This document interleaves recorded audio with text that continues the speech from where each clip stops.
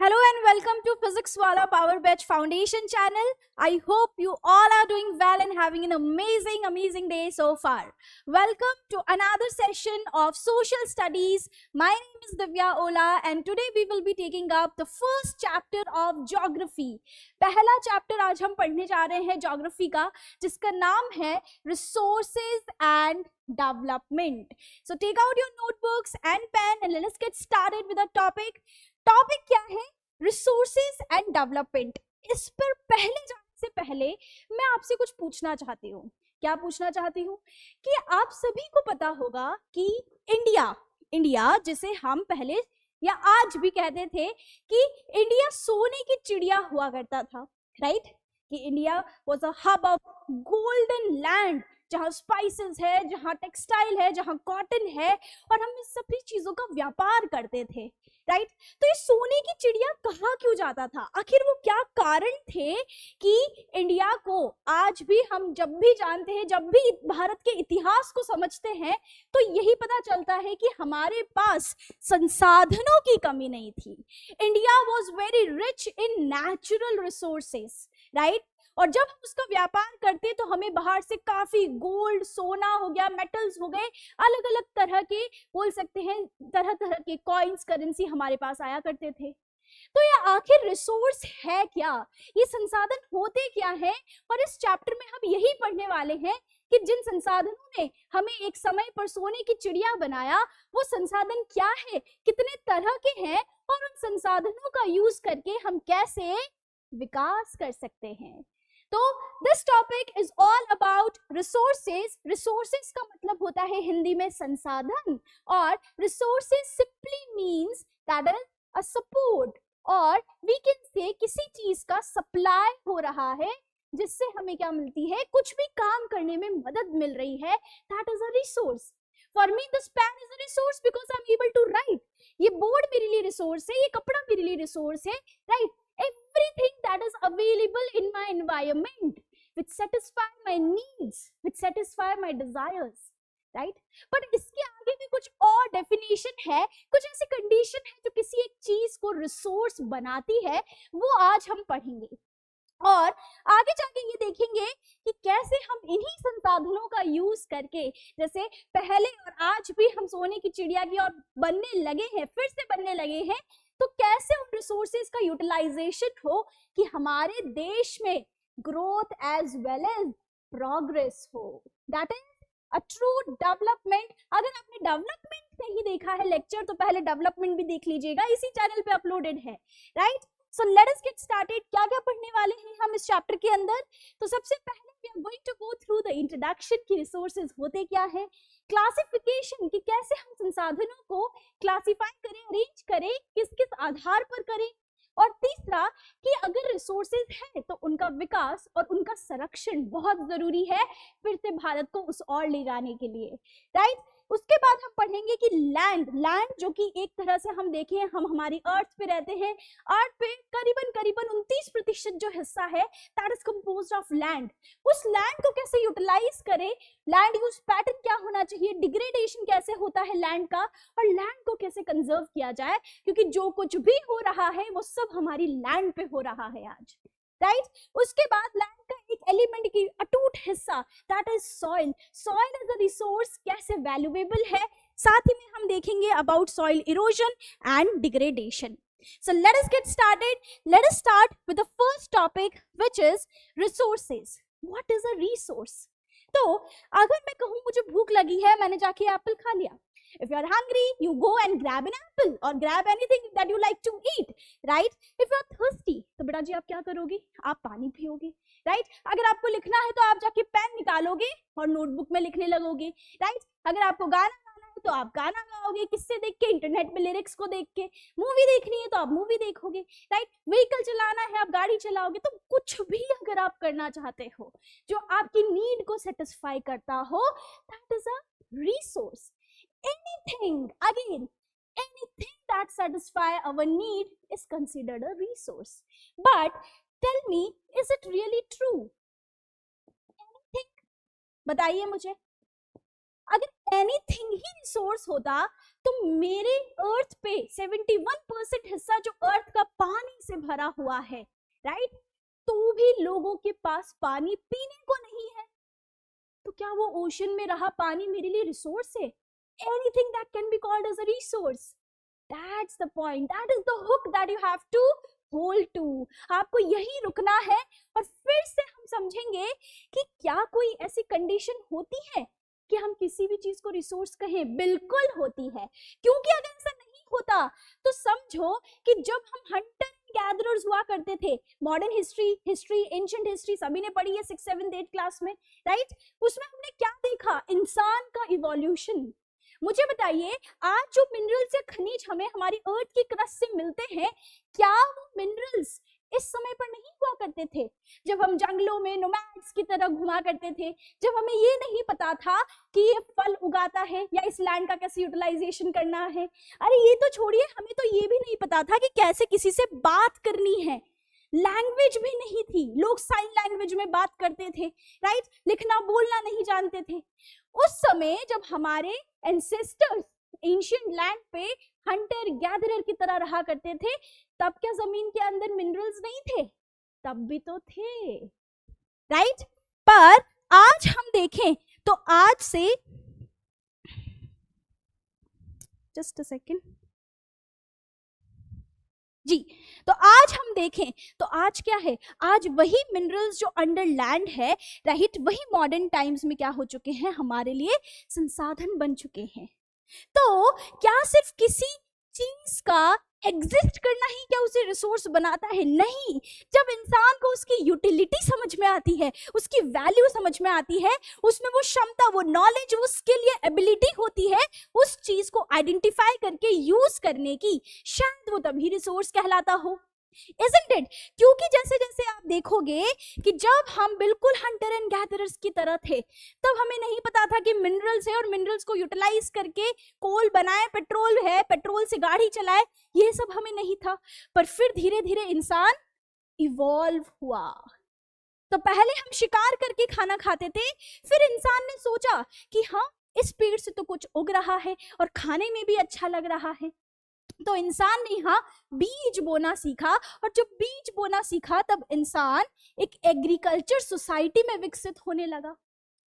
Agricultural societies developed, इससे और ज्यादा विकसित हुआ और नॉलेज, पोटेंशियल, एबिलिटी आई इंसान में, उसने और डिस्कवरी और इन्वेंशन किए, और वही एग्रीकल्चर सोसाइटी धीरे धीरे विकसित होने लगी इंडस्ट्रियल सोसाइटी में, राइट?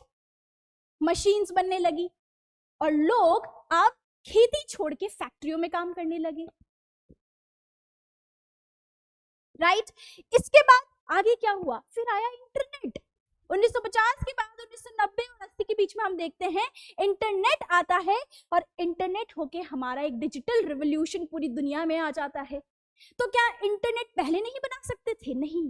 धीरे धीरे आप देखो, जैसे जैसे हम इवॉल्व हुए हैं और आज हम आर्टिफिशियल इंटेलिजेंस, रोबोटिक्स वाली दुनिया में चले गए हैं। तो आप क्या मेरी बात समझ पा रहे हैं? क्या बात समझ पा रहे हैं कि जैसे जैसे इंसान ग्रो होता है, उसका नॉलेज, उसका इंटेलेक्ट, उसका एक्सपोजर बढ़ता है, वो चीजें सीखता है, और तभी ये पता लगा पाता है कि क्या कोई चीज मेरे लिए संसाधन बन सकती है या नहीं बन सकती। तो क्या कोई ऐसी कंडीशन है, क्या कोई ऐसी स्थिति या सिचुएशन है जो कि किसी भी चीज को रिसोर्स बनाने से पहले हमें ध्यान रखनी होती है? यस, देयर आर 3 कंडीशन, और यही रिसोर्स की जो कंप्लीट डेफिनेशन है वो हमारे सामने आती है। वो क्या है? Any other conditions that have to be met for anything to be called as a resource? वो 3 कंडीशन है। सबसे पहले कि किसी भी चीज को आप रिसोर्स तब कहोगे जब वो हमारे लिए टेक्निकली एक्सेसिबल हो। बेचारे हंटर एंड गैदरर्स के लिए क्या वो मिनरल्स टेक्निकली एक्सेसिबल थे? नहीं थे, राइट? क्या वो एग्रीकल्चर सोसाइटीज वालों के लिए उस समय इंटरनेट, क्या टेक्नोलॉजी उस समय थी, एक्सेसिबल था? नहीं था, राइट? दूसरा, it should be economically feasible. आपकी जेब पर असर नहीं पड़ना चाहिए अगर आप किसी भी रिसोर्स का एक्सट्रैक्ट कर रहे हो। फॉर एग्जाम्पल, मुझे लगता है कि हाँ, यहाँ पर ये रिसोर्स है, राइट, उसको मैं एक्सट्रैक्ट करूं तो मेरे 100 करोड़ रुपए लगने वाले हैं। अब जब मैंने उसको निकाला मार्केट में, जब उसकी डिमांड नीड के हिसाब से वैल्यू पता करी, तो मुझे सिर्फ 1 करोड़ के लगभग मिल रहा है। क्या ये मेरे लिए इकोनॉमिकली एक्सेसिबल है? नो। तो इकोनॉमिकली एक्सेसिबल का मतलब या फिजिबल का मतलब क्या होता है?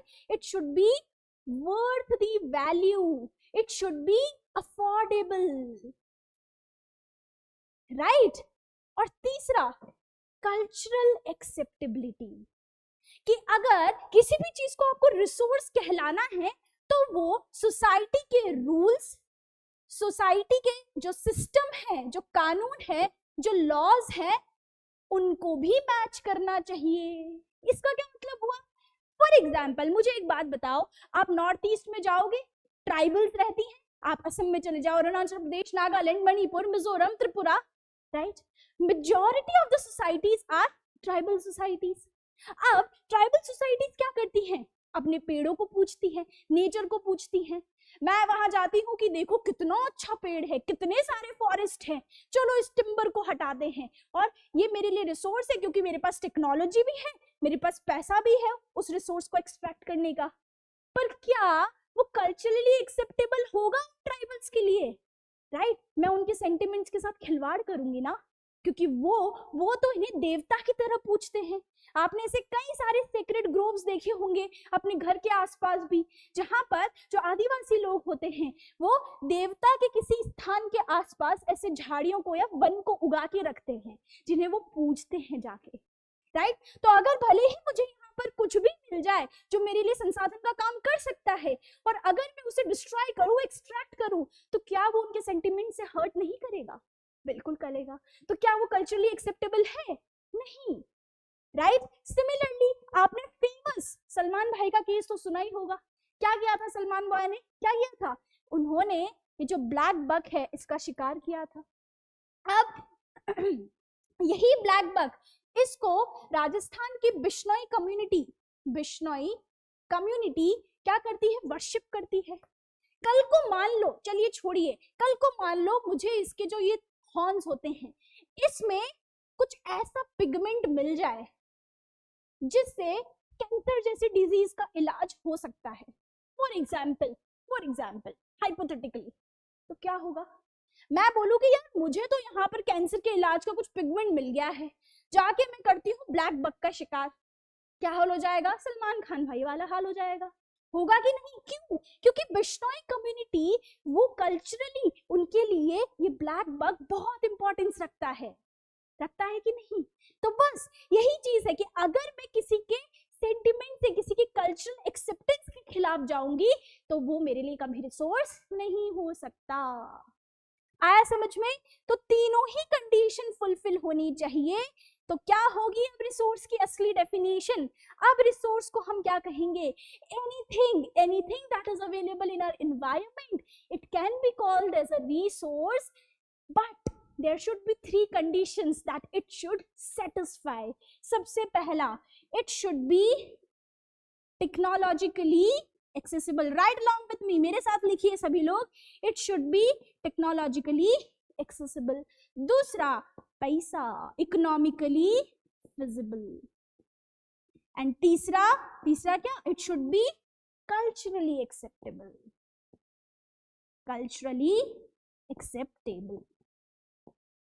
एंड यहाँ पर हमारी रिसोर्स की थोड़ी एडवांस, थोड़ी मॉडर्न और एकदम सटीक डेफिनेशन, परिभाषा पूरी होती है।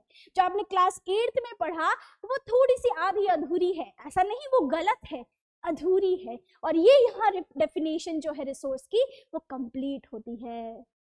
आया सभी को समझ में? Is it clear? तो अब आते हैं कि चलिए हमने समझ लिया कि रिसोर्स क्या है, राइट? तो ये ट्रांसफॉर्मेशन ट्रायंगल भी समझना अब जरूरी है। ये ट्रांसफॉर्मेशनल ट्रायंगल क्या है? The process of transformation of thing available in environment involves the relationship between human, technology and institution, right? क्या बोल रहा है ये ट्रांसफॉर्मेशनल ट्रायंगल? ध्यान से देखिए, यहाँ पर इस ट्रायंगल के अंदर हम क्या देख पाते हैं कि ह्यूमन बीइंग्स, मतलब आप और मैं, हम इंसान, हम आम आदमी, हम कहाँ हैं? We are at the center of this triangle. हम इंसान ही क्या करते हैं? नेचर के साथ इंटरैक्ट करते हैं, मतलब हमारा जो फिजिकल एनवायरनमेंट है उसके साथ इंटरैक्ट करते हैं। कैसे इंटरैक्ट करते हैं? With the help of technology. With the help of technology human beings interact with nature and guided by institution, guided by or by the support of institution, we transform any natural resource into valuable product.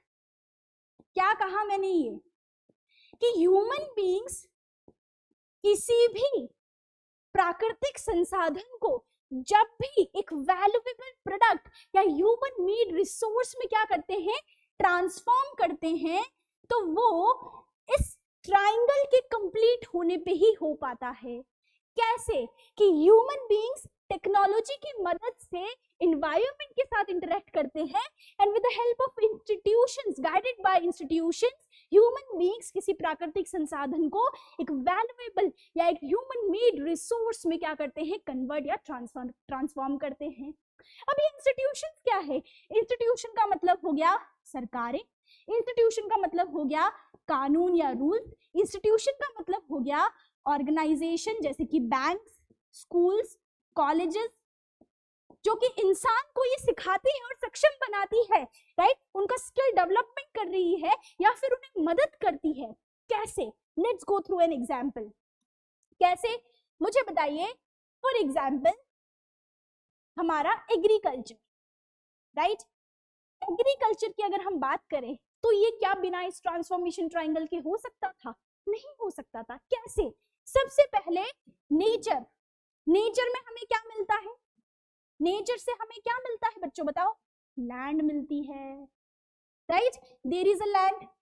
अब इंसान इसी land से interact करता है with the help of technology. Technology का मतलब कि इंसान यहाँ पर इस जमीन को उपजाऊ बनाने के लिए क्या करता है? प्लोइंग करेगा मान लो, राइट।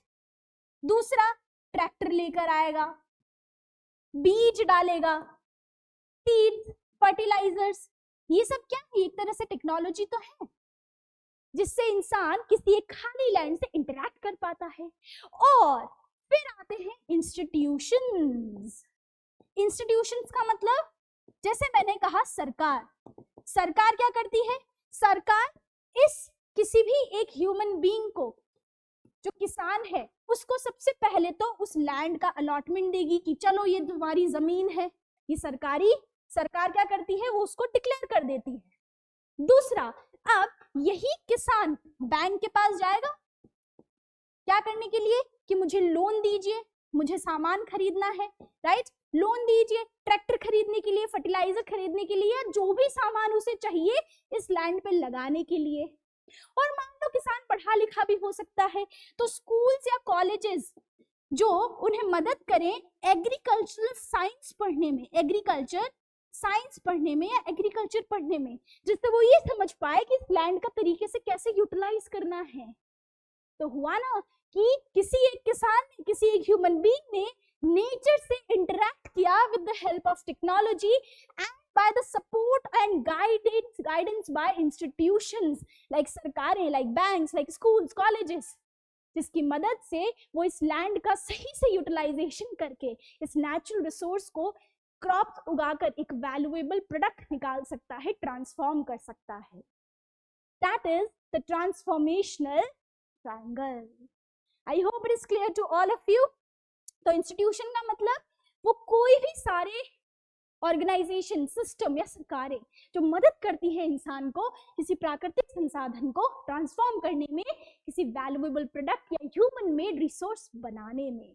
तो लैंड एक नेचुरल रिसोर्स थी, उसमें खेती करके इंसान जब क्रॉप उगाएगा तो वो क्या होगा? एक ह्यूमन मेड रिसोर्स होगा, होगा कि नहीं? चलिए अब हम आगे बढ़ते हैं। आपकी बुक में एक रिसोर्स का पूरा क्या है? एक फ्लो चार्ट है, और ये इंपॉर्टेंट भी है क्योंकि सीबीएसई ने सवाल पूछा है। अभी हम आगे देखेंगे कि कौन सा सवाल है, राइट। तो देखिए, रिसोर्सेस को क्लासिफाई किया है दो पार्ट्स में, एक नेचुरल प्राकृतिक संसाधन, एक ह्यूमन मतलब मानव संसाधन। सबसे पहले नेचुरल रिसोर्स का मतलब क्या? Anything that can be drawn from nature, ऐसा कुछ भी जो हम प्रकृति से ले लें वो नेचुरल रिसोर्स ही तो है। और नेचुरल रिसोर्स में दो तरह के रिसोर्सेज आते हैं, रिन्यूएबल, नॉन रिन्यूएबल। रिन्यूएबल का मतलब जिसे फिर से नया किया जा सके, फिर से एकदम नया फ्रेश रिन्यू किया जा सके, जिसमें दो तरह के रिसोर्सेज आते हैं, कंटिन्यूअस और फ्लो रिसोर्स, जैसे कि विंड, वाटर, सन, ये सब क्या है, कंटिन्यूअस। कंटिन्यूअस को हम फ्लो रिसोर्सेज भी कहते हैं, मतलब वो हमेशा बहता रहता है, कंटिन्यू करता है, इनफाइनाइट है एक तरह से, राइट। तो विंड हो गया, वाटर हो गया, ये सब किस में आते हैं, रिन्यूएबल के कंटिन्यूअस फ्लो में। दूसरे में रिन्यूएबल में आता है बायोलॉजिकल। आप और मैं, हम क्या है, क्या ह्यूमन बीइंग्स रिन्यूएबल रिसोर्स है? वैसे तो हम बायोटिक हैं, बट एनीवे क्या हम रिन्यूएबल है? यस। क्यों? Because we reproduce. तो आपकी वाइल्ड लाइफ हो गई या नेचुरल वेजिटेशन, पेड़ पौधे, मतलब फ्लोरा या फौना, ये सब क्या है, biological resource, again which comes under renewable. आया समझ में? तो नेचुरल रिसोर्स का एक रिसोर्स होता है टाइप रिन्यूएबल, दूसरा होता है नॉन रिन्यूएबल, जिससे आप फिर से नया नहीं कर सकते। तो इसमें क्या आते हैं, दो तरह के, कि नॉन रिन्यूएबल तो होते हैं, बट उनको हम किसी किसी को रिसाइकल करके कुछ और बना सकते हैं, किसी किसी को नॉन रिसाइकल ही कर सकते हैं, मतलब they are not recyclable. Recyclable मतलब मेटल, आपने देखा होगा आपके भी घर में जो गोल्ड की पुरानी ज्वेलरी होती है, उसको पिघला के कुछ न्यू ज्वेलरी बनवा दिया, तो ये है क्या, ये है तो नॉन रिन्यूएबल है ना। हम नया गोल्ड नहीं ला रहे, पर उसी गोल्ड को पिघला के कुछ और बना रहे हैं, दैट इज रिसाइकलेबल, जो जनरली मेटल्स होते हैं। और नॉन रिसाइकलेबल मतलब जिसे फिर से आप रिसाइकल नहीं कर सकते, जैसे कि फॉसिल फ्यूल, कोल, पेट्रोल, डीजल, ये सब क्या है, natural gas, non recyclable and non renewable. समझ में आया? तो नेचुरल रिसोर्स क्या होते हैं, anything that can be drawn from nature, renewable, renewable. Renewable में जो कंटिन्यूअस है और जो बायोलॉजिकल है, राइट। नॉन रिन्यूएबल पे वो जिसे फिर से नया नहीं कर सकते, एकदम पूरा नया, राइट, या तो उसे रिसाइकल कर सकते हैं, नॉन रिसाइकल कर सकते हैं, दैट इज इट। दूसरे आते हैं ह्यूमन रिसोर्स। ह्यूमन रिसोर्स वही इंसान जिनके अंदर नॉलेज है, एबिलिटी है, जो स्किल्ड हैं और किसी भी नेचुरल रिसोर्स को ट्रांसफॉर्म कर पाते हैं अपनी बुद्धि, अपनी शक्ति, अपने नॉलेज के बेसिस पे किसी एक वैल्यूएबल प्रोडक्ट में। अब इस ह्यूमन रिसोर्स में आते हैं दो तरह के रिसोर्सेज। इसमें आता है एक तो स्ट्रक्चर एंड इंस्टीट्यूशन, एक आता है क्वांटिटी एंड क्वालिटी। स्ट्रक्चर का क्या मतलब होता है कि ह्यूमंस है कैसे हैं, कितनी पॉपुलेशन में कितने लोग बच्चे हैं, कितने लोग वर्किंग हैं, कितने बूढ़े लोग हैं, एल्डरली पॉपुलेशन। मतलब ये दिखाता है कि पॉपुलेशन या जनसंख्या जो है इस देश की, उसका स्ट्रक्चर कैसा है, दैट इज कितने बच्चे हैं, कितने बच्चों की पॉपुलेशन है, कितने काम करने वाले, कितना यूथ है और कितने बूढ़े लोग हैं। फिर आते हैं इंस्टीट्यूशन, जो मैंने आपको वही बताया। इंस्टीट्यूशन का मतलब क्या, वही आपकी गवर्नमेंट हो गई, बैंक हो गए, कानून हो गए, रूल्स हो गए, जो इंसान को मदद करते हैं, गाइड करते हैं, सपोर्ट करते हैं, स्किल डेवलपमेंट में हेल्प करते हैं। और फिर आता है क्वांटिटी एंड क्वालिटी, मतलब एक तो नंबर ऑफ पीपल हैं, कितने हैं, क्वांटिटी, और फिर है कैसे, मतलब हाउ आर दे, तो कितने स्किल्ड हैं, क्या क्वालिटी है इन लोगों की, कितने एजुकेटेड हैं, कितने हेल्दी हैं, ये दिखाता है quality of population. I hope it is clear. तो ये पूरा चार्ट आपकी बुक में है, इससे एक सवाल आया है, तो इसको इंपॉर्टेंट है थोड़ा सा समझना और याद रखना कि एक्चुअली में ये सारी टर्म्स क्या मीन करती हैं, राइट। तो सबसे पहले हमने समझा रिसोर्सेज। प्यारे बच्चों बताइए रिसोर्सेज की तीन condition, technologically accessible, economically feasible, culturally acceptable. दूसरा हमने क्या पढ़ा, रिसोर्स का ट्रांसफॉर्मेशन ट्राइंगल, जिसमें हमने देखा कि कैसे हम एक नेचुरल रिसोर्स को ट्रांसफॉर्म करते हैं ह्यूमन मेड रिसोर्स में, with the help of technology हम इंटरैक्ट करते हैं, and with the help of institution हम हमारी बुद्धि को विकसित कर पाते हैं, स्किल्स को विकसित कर पाते हैं और किसी भी नेचुरल रिसोर्स को अच्छे से यूटिलाइज कर पाते हैं, राइट। अब आते हैं क्लासिफिकेशन। क्लासिफिकेशन में एक चार्ट हमने समझा, और दूसरा जो क्लासिफिकेशन आपकी बुक्स में दिया है जिससे 1 मार्क के क्वेश्चन बनते हैं वो भी आप पढ़ लीजिए, कि अब हम पढ़ेंगे कि रिसोर्सेज को कैसे किस आधार पे हम बांटते हैं। तो सबसे पहला आता है classification of resources on the basis of origin. Origin मतलब जन्म कैसे हुआ है, उत्पत्ति कैसे हुई है इस संसाधन की। तो ओरिजिन के बेसिस पे हम दो तरह से बायोटिक और एबायोटिक रिसोर्सेज, इनमें हम इसको बांटते हैं, डिवाइड करते हैं। बायोटिक मतलब आपने बायोलॉजी पढ़ी है, आप बायोग्राफी पढ़ते हो, तो बायो मतलब क्या, which is related to organism, living being की स्टडी करना है तो बायोलॉजी है।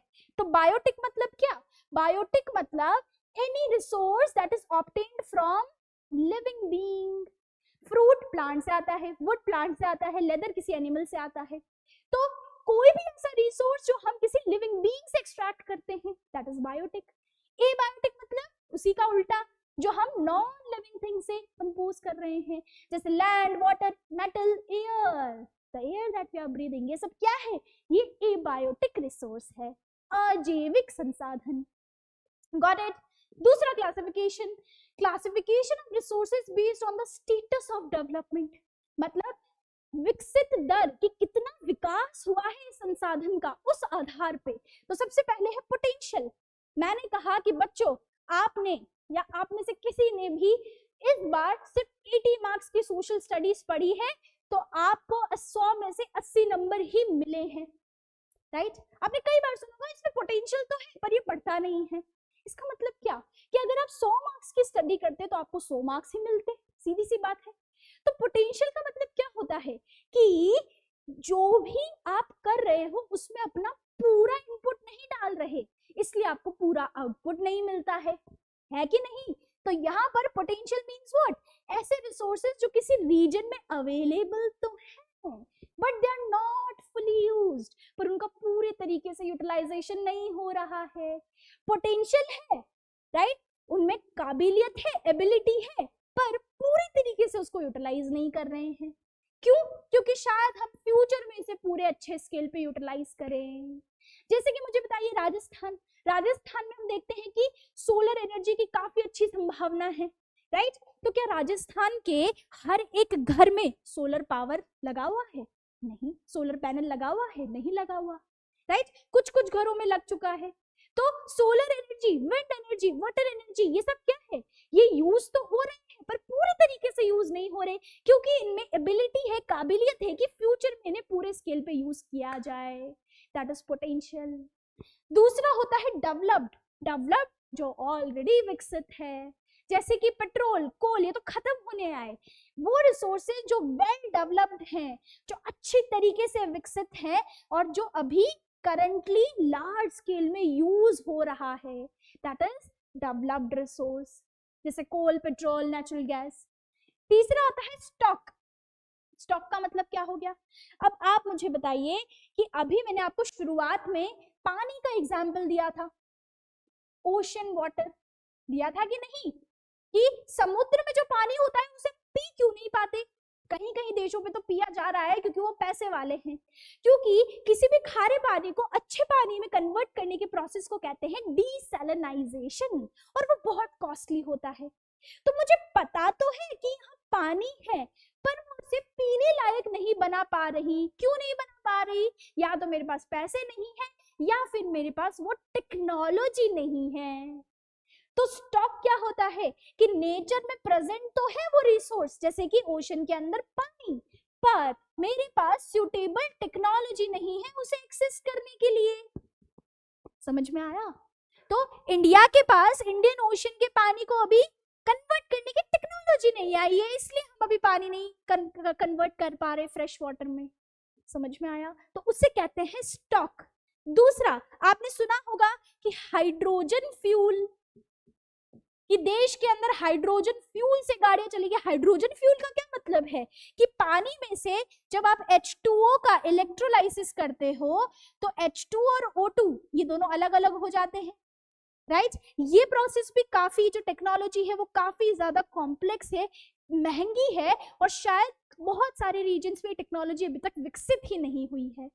तो ये भी क्या हो जाएगा, स्टॉक। मतलब क्या, स्टॉक का मतलब क्या होता है कि हमें पता है कि संसाधन है पर हमारे पास तकनीक नहीं है, we do not have the suitable technology to access it, तो वो किस में आ जाएगा, स्टॉक में, कि चलो पड़ा है करेंगे इसको यूज जब पैसा और टेक्नोलॉजी आ जाए। फिर आता है रिजर्व। रिजर्व का मतलब भंडार।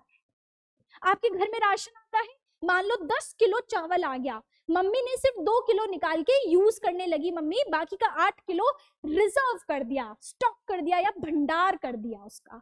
रिजर्व का मतलब क्या होता है कि अभी हम उसे यूज कर सकते हैं बट उसे फ्यूचर के लिए, भविष्य के लिए हमने स्टोर करके रखा है, भंडार की तरह रिजर्व करके रखा है कि बाद में काम आएगा। बस यही एक रिजर्व्स का डेफिनेशन होता है।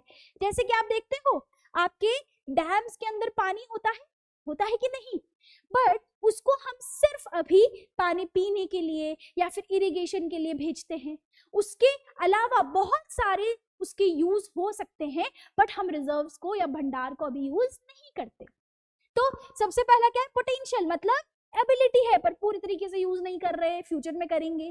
दूसरा डेवलप्ड, मतलब पूरी तरीके से विकसित है, बढ़िया से यूज हो रहे हैं। स्टॉक मतलब प्रेजेंट है पर टेक्नोलॉजी ही नहीं है, कैसे यूज करें। और रिजर्व मतलब अभी की टेक्नोलॉजी से यूज कर सकते हैं बट क्योंकि अभी जरूरत नहीं है तो स्टोर करके रखा है, बाद में यूज करेंगे। That is the classification of resources based on the status of development. फिर आता है classification of resources based on ownership. Ownership मतलब मेरा क्या मेरा और क्या तेरा, राइट, क्या किसका किस पे अधिकार है। तो on the basis of ownership हमारे पास है इंडिविजुअल, कम्युनिटी, नेशनल, इंटरनेशनल।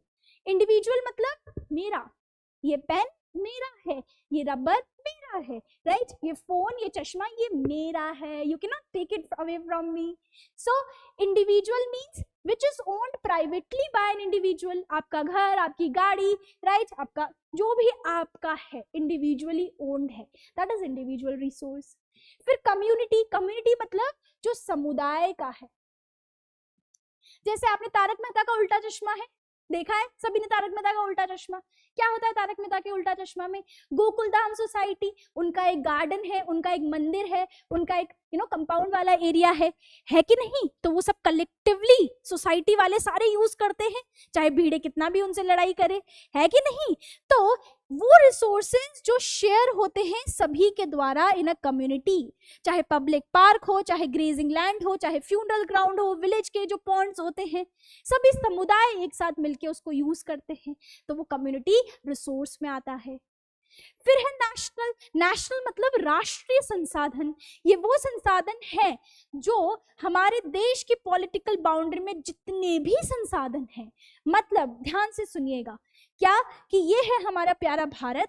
इस प्यारे भारत की बाउंड्री में चाहे यहाँ पर हमारे हिमालय हो, चाहे हमारी गंगा माँ हो, चाहे यहाँ से आ रही ब्रह्मपुत्र हो, राइट, इधर से जा रही इंडस और इंडस झेलम, चेनाब, रावी, राइट, ब्यास, सतलज, ये सारी रिवर्स हो, चाहे यहाँ से आ रही आपकी Godavari, Krishna, Kaveri, right, just a second, Krishna, Kaveri, तो मतलब नदियां, पहाड़, यहाँ पे भले हमारा डेक्कन का पठार है, राइट, यहाँ छोटा नागपुर का प्लेटो है, यहाँ मेघालय का पठार है, यहाँ मालवा का पठार है। तो जो भी हमारी पॉलिटिकल बाउंड्री के अंदर अवेलेबल है, that is all considered as national resource। वो हमारे राष्ट्र के संसाधन है। आया समझ में। और साथ ही में आपकी बुक में लिखा है कि also the oceanic resources up to 200 nautical mile, ये भी नेशनल रिसोर्स का हिस्सा होता है। इसका मतलब क्या बेटा, देखो, जब भी मैंने कहा कि आपको अपने ए दोस्त से बी दोस्त के घर जाना है, राइट, फॉर एग्जाम्पल कि आप रहते हो दिल्ली के अंदर, दिल्ली से आपको जाना है चंडीगढ़, राइट, आप निकले अपनी गाड़ी लेके और जा रहे हो अपने दोस्त के घर। तो मैंने कहा फॉर एग्जाम्पल कि दिल्ली से चंडीगढ़ कितना, मान लो 400 किलोमीटर है। Example, I don't know the exact distance, but just example. तो जब भी आप जमीन पर मतलब लैंड पर दूरी को मेजर करते हो तो वो किलोमीटर में होता है कि नहीं, डिस्टेंस डिस्टेंस को जब हम लैंड पे मेजर करते हैं तो वो किलोमीटर कहलाया जाता है, पर जब हम हवा में या पानी के अंदर डिस्टेंस को, एयर और वाटर में जब डिस्टेंस मेजर होती है तो वो नॉटिकल माइल या एनएम में होती है, और एक नॉटिकल माइल बराबर होता है 1.852 किलोमीटर के। आया समझ में? तो नेशनल रिसोर्स में और क्या आएगा? नेशनल रिसोर्स में वो सारे रिसोर्स जो हमारी पॉलिटिकल बाउंड्री के अंदर है, और दूसरा पानी का 200 नॉटिकल माइल तक का जो हिस्सा है हमारा, ये भी नेशनल रिसोर्स का पार्ट है, जिसे हम एक्सक्लूसिव इकोनॉमिक जोन कहते हैं। मतलब इतने पानी के हिस्से में 200 नॉटिकल माइल, अब 200 इंटू 1.852 कर लो, उतना किलोमीटर पानी के अंदर जो हिस्सा है वो भी हमारे भारत देश का ही है। अगर यहाँ पे कोई गैस मिल रही है, कोई रिसोर्सेज, मरीन कुछ भी मिल रहा है, वो हमारे देश का ही होगा, कोई और उसे यूज नहीं कर सकता, राइट? और फिर इसके आगे के पानी का क्या? इसके आगे का पानी किस में चला जाएगा? इंटरनेशनल रिसोर्स में। इसके बियॉन्ड जो भी है हर एक देश का, वो आ जाता है इंटरनेशनल या अंतरराष्ट्रीय संसाधन के अंदर। कि oceanic resources beyond 200 nautical miles, जो कि इंटरनेशनल इंस्टीट्यूट, यूएन क्लॉज जैसे इनको रेगुलेट करते हैं, इनको कहा जाता है इंटरनेशनल रिसोर्स। तो ओनरशिप कि मेरा इस पे अधिकार, उसके आधार पर इंडिविजुअल, कम्युनिटी, नेशनल, इंटरनेशनल, 4 तरह के रिसोर्सेज होते हैं। Is it clear? फिर आगे बढ़ते हैं हम, उससे पहले एक बढ़िया सा सवाल कर लेते हैं। लेट्स डू अ क्वेश्चन, क्योंकि एक लास्ट क्लासिफिकेशन बाकी है। बताइए, ये पूछा है 2020 में सीबीएसई ने, क्या पूछा है? On the basis of ownership आपको टाइप ऑफ रिसोर्स बताना है, एंड एग्जाम्पल दे रखा है ग्रेजिंग ग्राउंड, पॉन्ड्स एटसेट्रा। दूसरे में दे रखा है cultivated land of a farmer. मुझे बताइए कि कोई भी ग्रेजिंग ग्राउंड जहाँ पे चारे के लिए लोग अपने पशुओं को ले जाते हैं, पॉन्ड जहाँ पानी पिलाने ले जाते हैं, तारक मेहता का उल्टा चश्मा याद आया? मतलब सब लोग, समुदाय एक साथ उसे यूज कर सकता है। तो ओनरशिप के आधार पर ये कौन सा रिसोर्स हो जाएगा? Community resource. दूसरा, cultivated land of a farmer. अरे फार्मर ने अपनी जमीन पर कुछ कल्टीवेशन कर रखा है, क्या ये इंटरनेशनल रिसोर्स है? क्या ये नेशनल है? बिल्कुल नेशनल के अंदर तो सब कुछ आएगा ही जो हमारी बाउंड्री के अंदर है, पर ओनरशिप के आधार पर ये कौन सा रिसोर्स हो गया? Individual resource. Done and dusted, clear है सभी को? इसके आगे हम आखिरी क्लासिफिकेशन पे बढ़ते हैं, दैट इज रिसोर्सेज का क्लासिफिकेशन बच्चों on the basis of exhaustibility. Exhaustibility का मतलब क्या हो गया? एग्जॉस्टिबिलिटी कितना जल्दी खत्म होता है, एग्जॉस्ट होता है, राइट?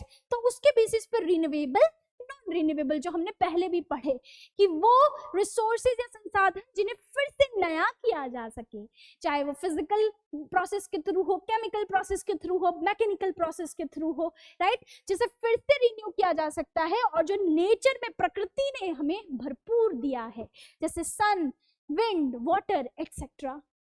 वहीं पे नॉन रिन्यूएबल मतलब जिसे हम फिर से नया नहीं कर सकते। क्यों नहीं कर सकते? क्योंकि नेचर में बहुत लिमिटेड है, it has limited stock, right?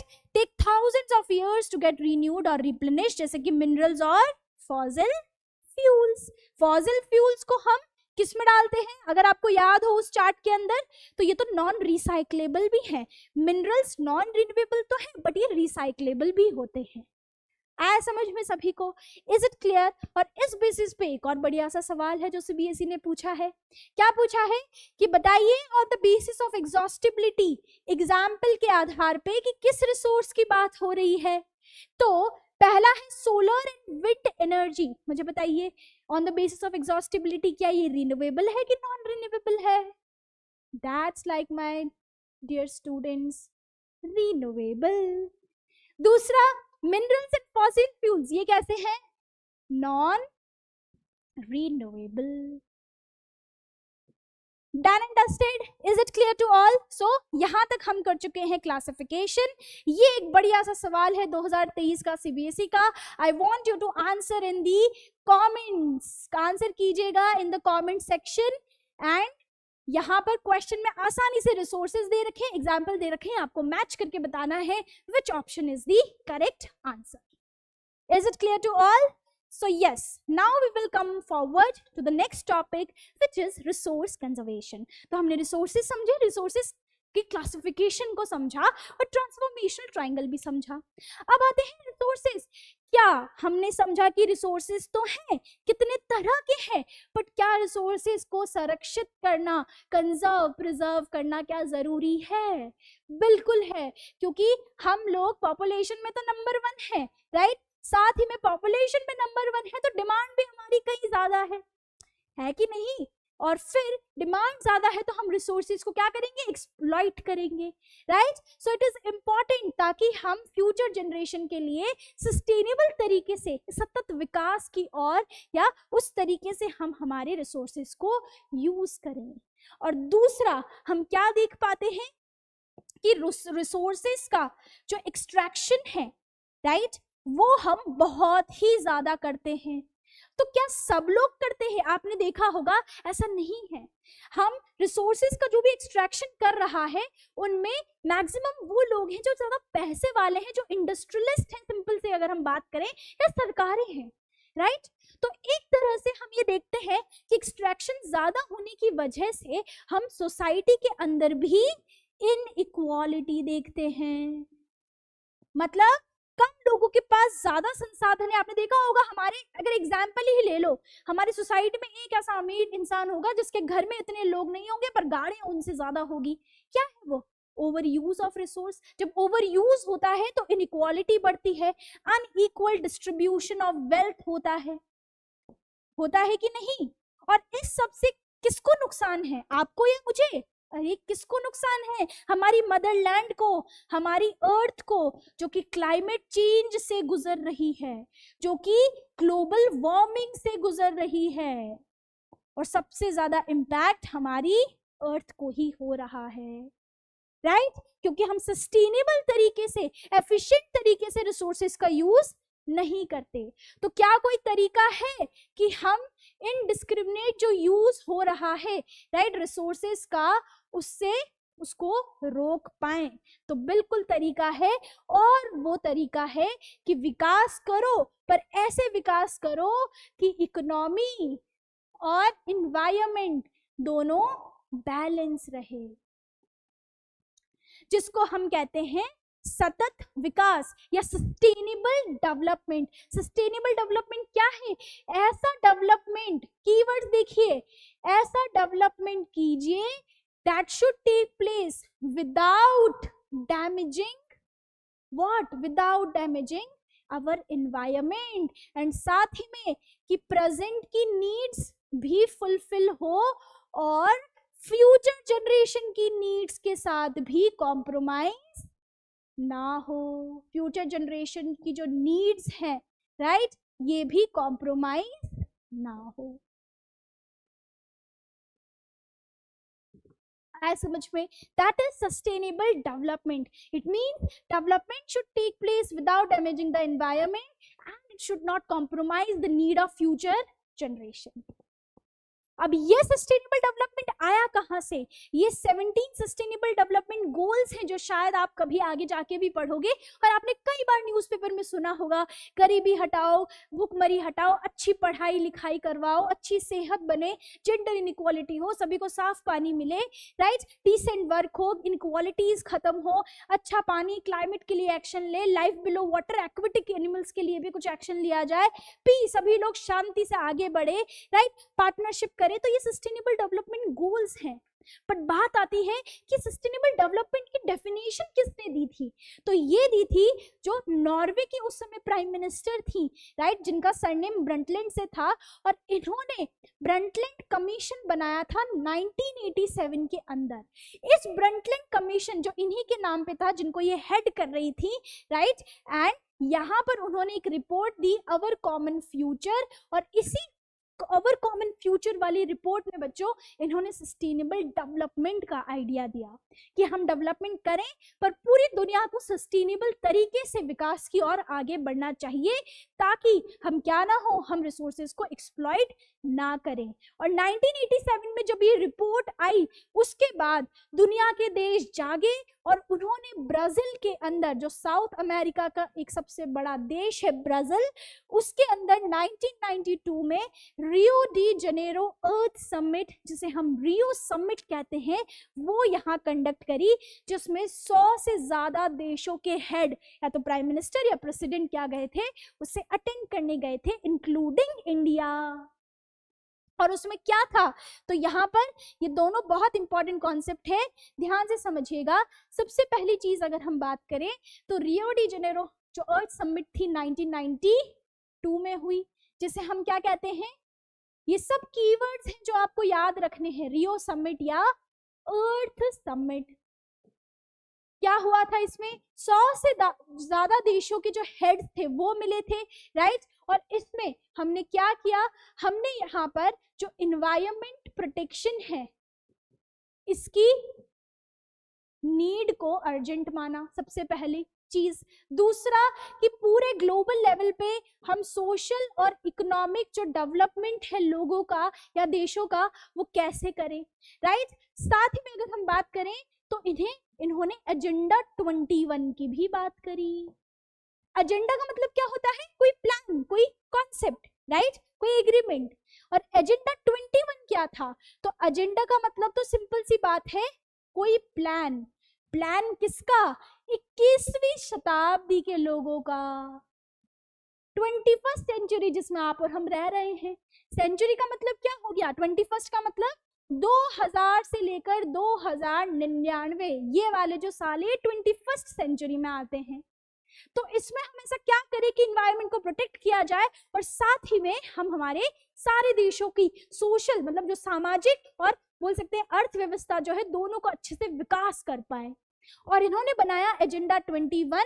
इस एजेंडा 21 की जो कॉन्फ्रेंस हुई थी, जो डिक्लेरेशन हुआ था, ये कहाँ साइन हुआ था, UNCED के अंदर, जो यूनाइटेड नेशन की ही ऑर्गेनाइजेशन है, United nation conference on environment and development, जिसको हम यही रियो समिट के अंदर जो डिक्लेयर हुई थी, राइट। और इन्होंने किसकी बात करी यहाँ पर कि we will achieve global sustainable development, right. और एजेंडा में कितने 3 पॉइंट रखे कि हम सबसे पहले तो वी विल कॉम्बैट, कॉम्बैट का मतलब रोकेंगे, क्या रोकेंगे, एनवायरमेंटल डैमेज, एनवायरमेंटल डैमेज। दूसरा क्या करेंगे, जो जितनी भी गरीबी है जो देशों में बढ़ रही है, इसको कॉम्बैट करेंगे, रोकेंगे। और साथ ही में जो बीमारियां फैल रही है, डिजीजेस, ये 3 ऑब्जेक्टिव रखे थे एजेंडा 21 के अंदर। और हर एक लोकल स्तर की जो सरकारें हैं वो एजेंडा 21 को अपने देश में इंप्लीमेंट करेगी। सो यस, ये सस्टेनेबल डेवलपमेंट इसी अवर कॉमन फ्यूचर वाली रिपोर्ट जो ब्रंटलैंड कमीशन ने बनाई वहां से आई, फिर ये रियो डी जेनेरो में UNCED की मीटिंग होती है और एजेंडा 21 में ये 3 चीजें डिसाइड होती है।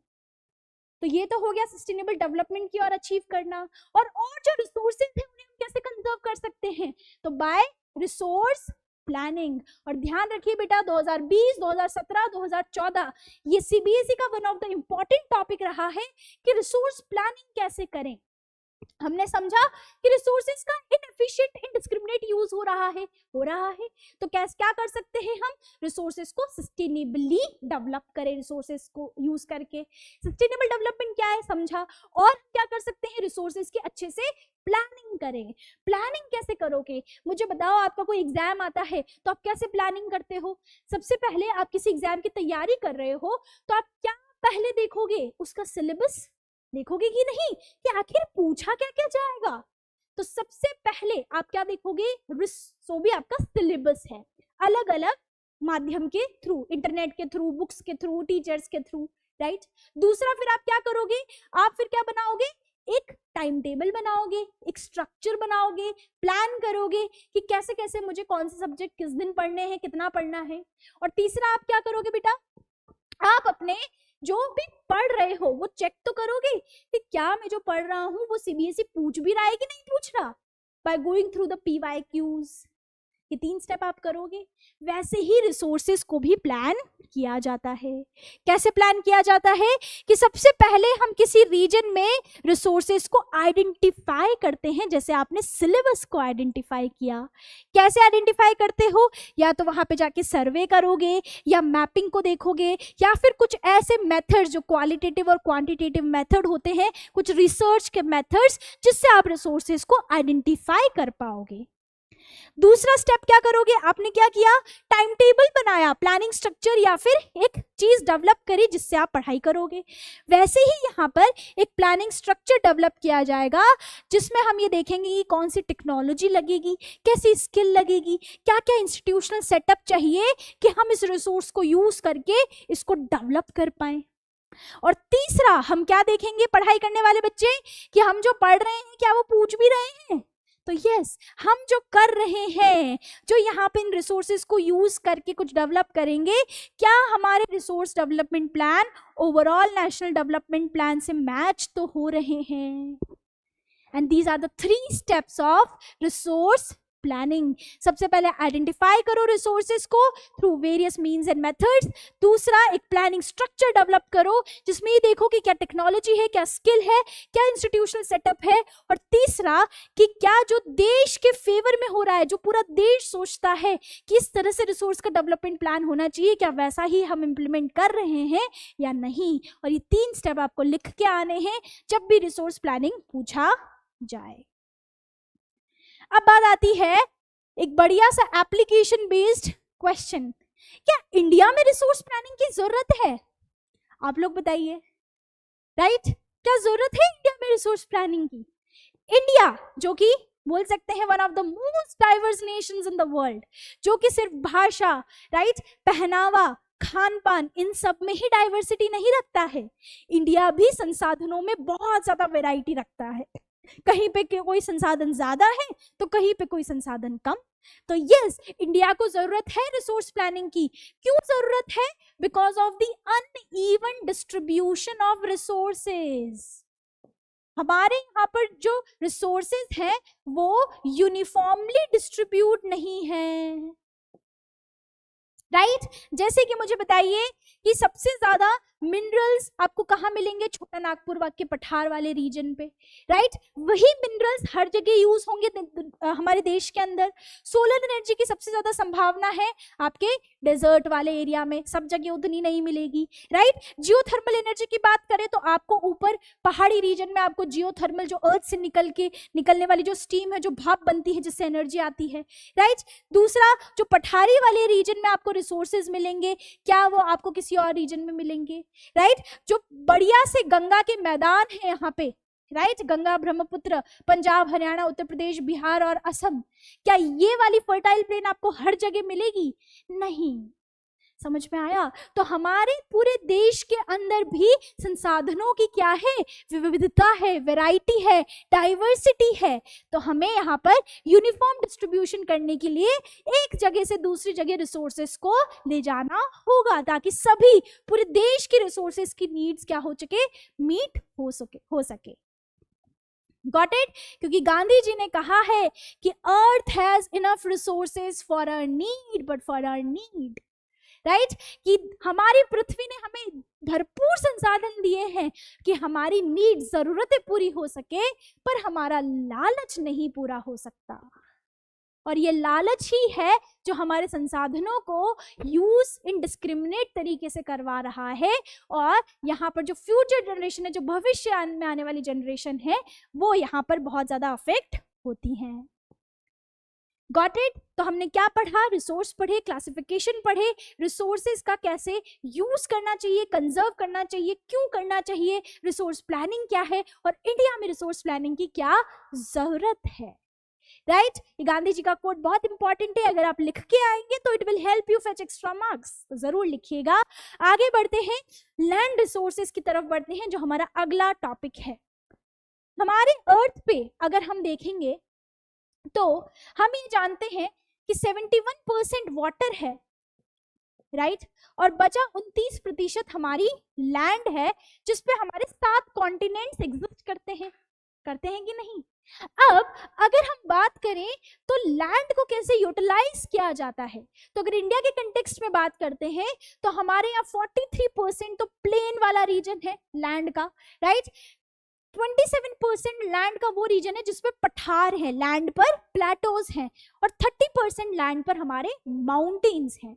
ये हमारा डेटा हमें पता है। तो आइए समझते हैं कि जो हमें लैंड मिली है ना, उसको हम यूटिलाइज कैसे करते हैं, कैसे कैसे हमारी जो पूरी अर्थ है, अर्थ के ऊपर जो लैंड है, राइट, उसको कैसे यूटिलाइज किया जाता है। तो सबसे पहले अगर हम देखते हैं with respect to land utilization, तो एक तो आप क्या देखोगे, लैंड को आप कैसे यूटिलाइज करते हो। एक तो लैंड का वो हिस्सा जहां पे हमें क्या मिलते हैं, सिर्फ और सिर्फ जंगल मिलते हैं कि नहीं, राइट। चाहे अमेज़न के जंगल हो, चाहे हमारे वेस्टर्न घाट्स हो, चाहे ईस्टर्न घाट्स हो, चाहे मेघालय के जंगल हो, राइट। तो ये सब क्या है, फॉरेस्ट, जो कि लैंड का वो हिस्सा जिसपे हमारे जंगल उगे हैं।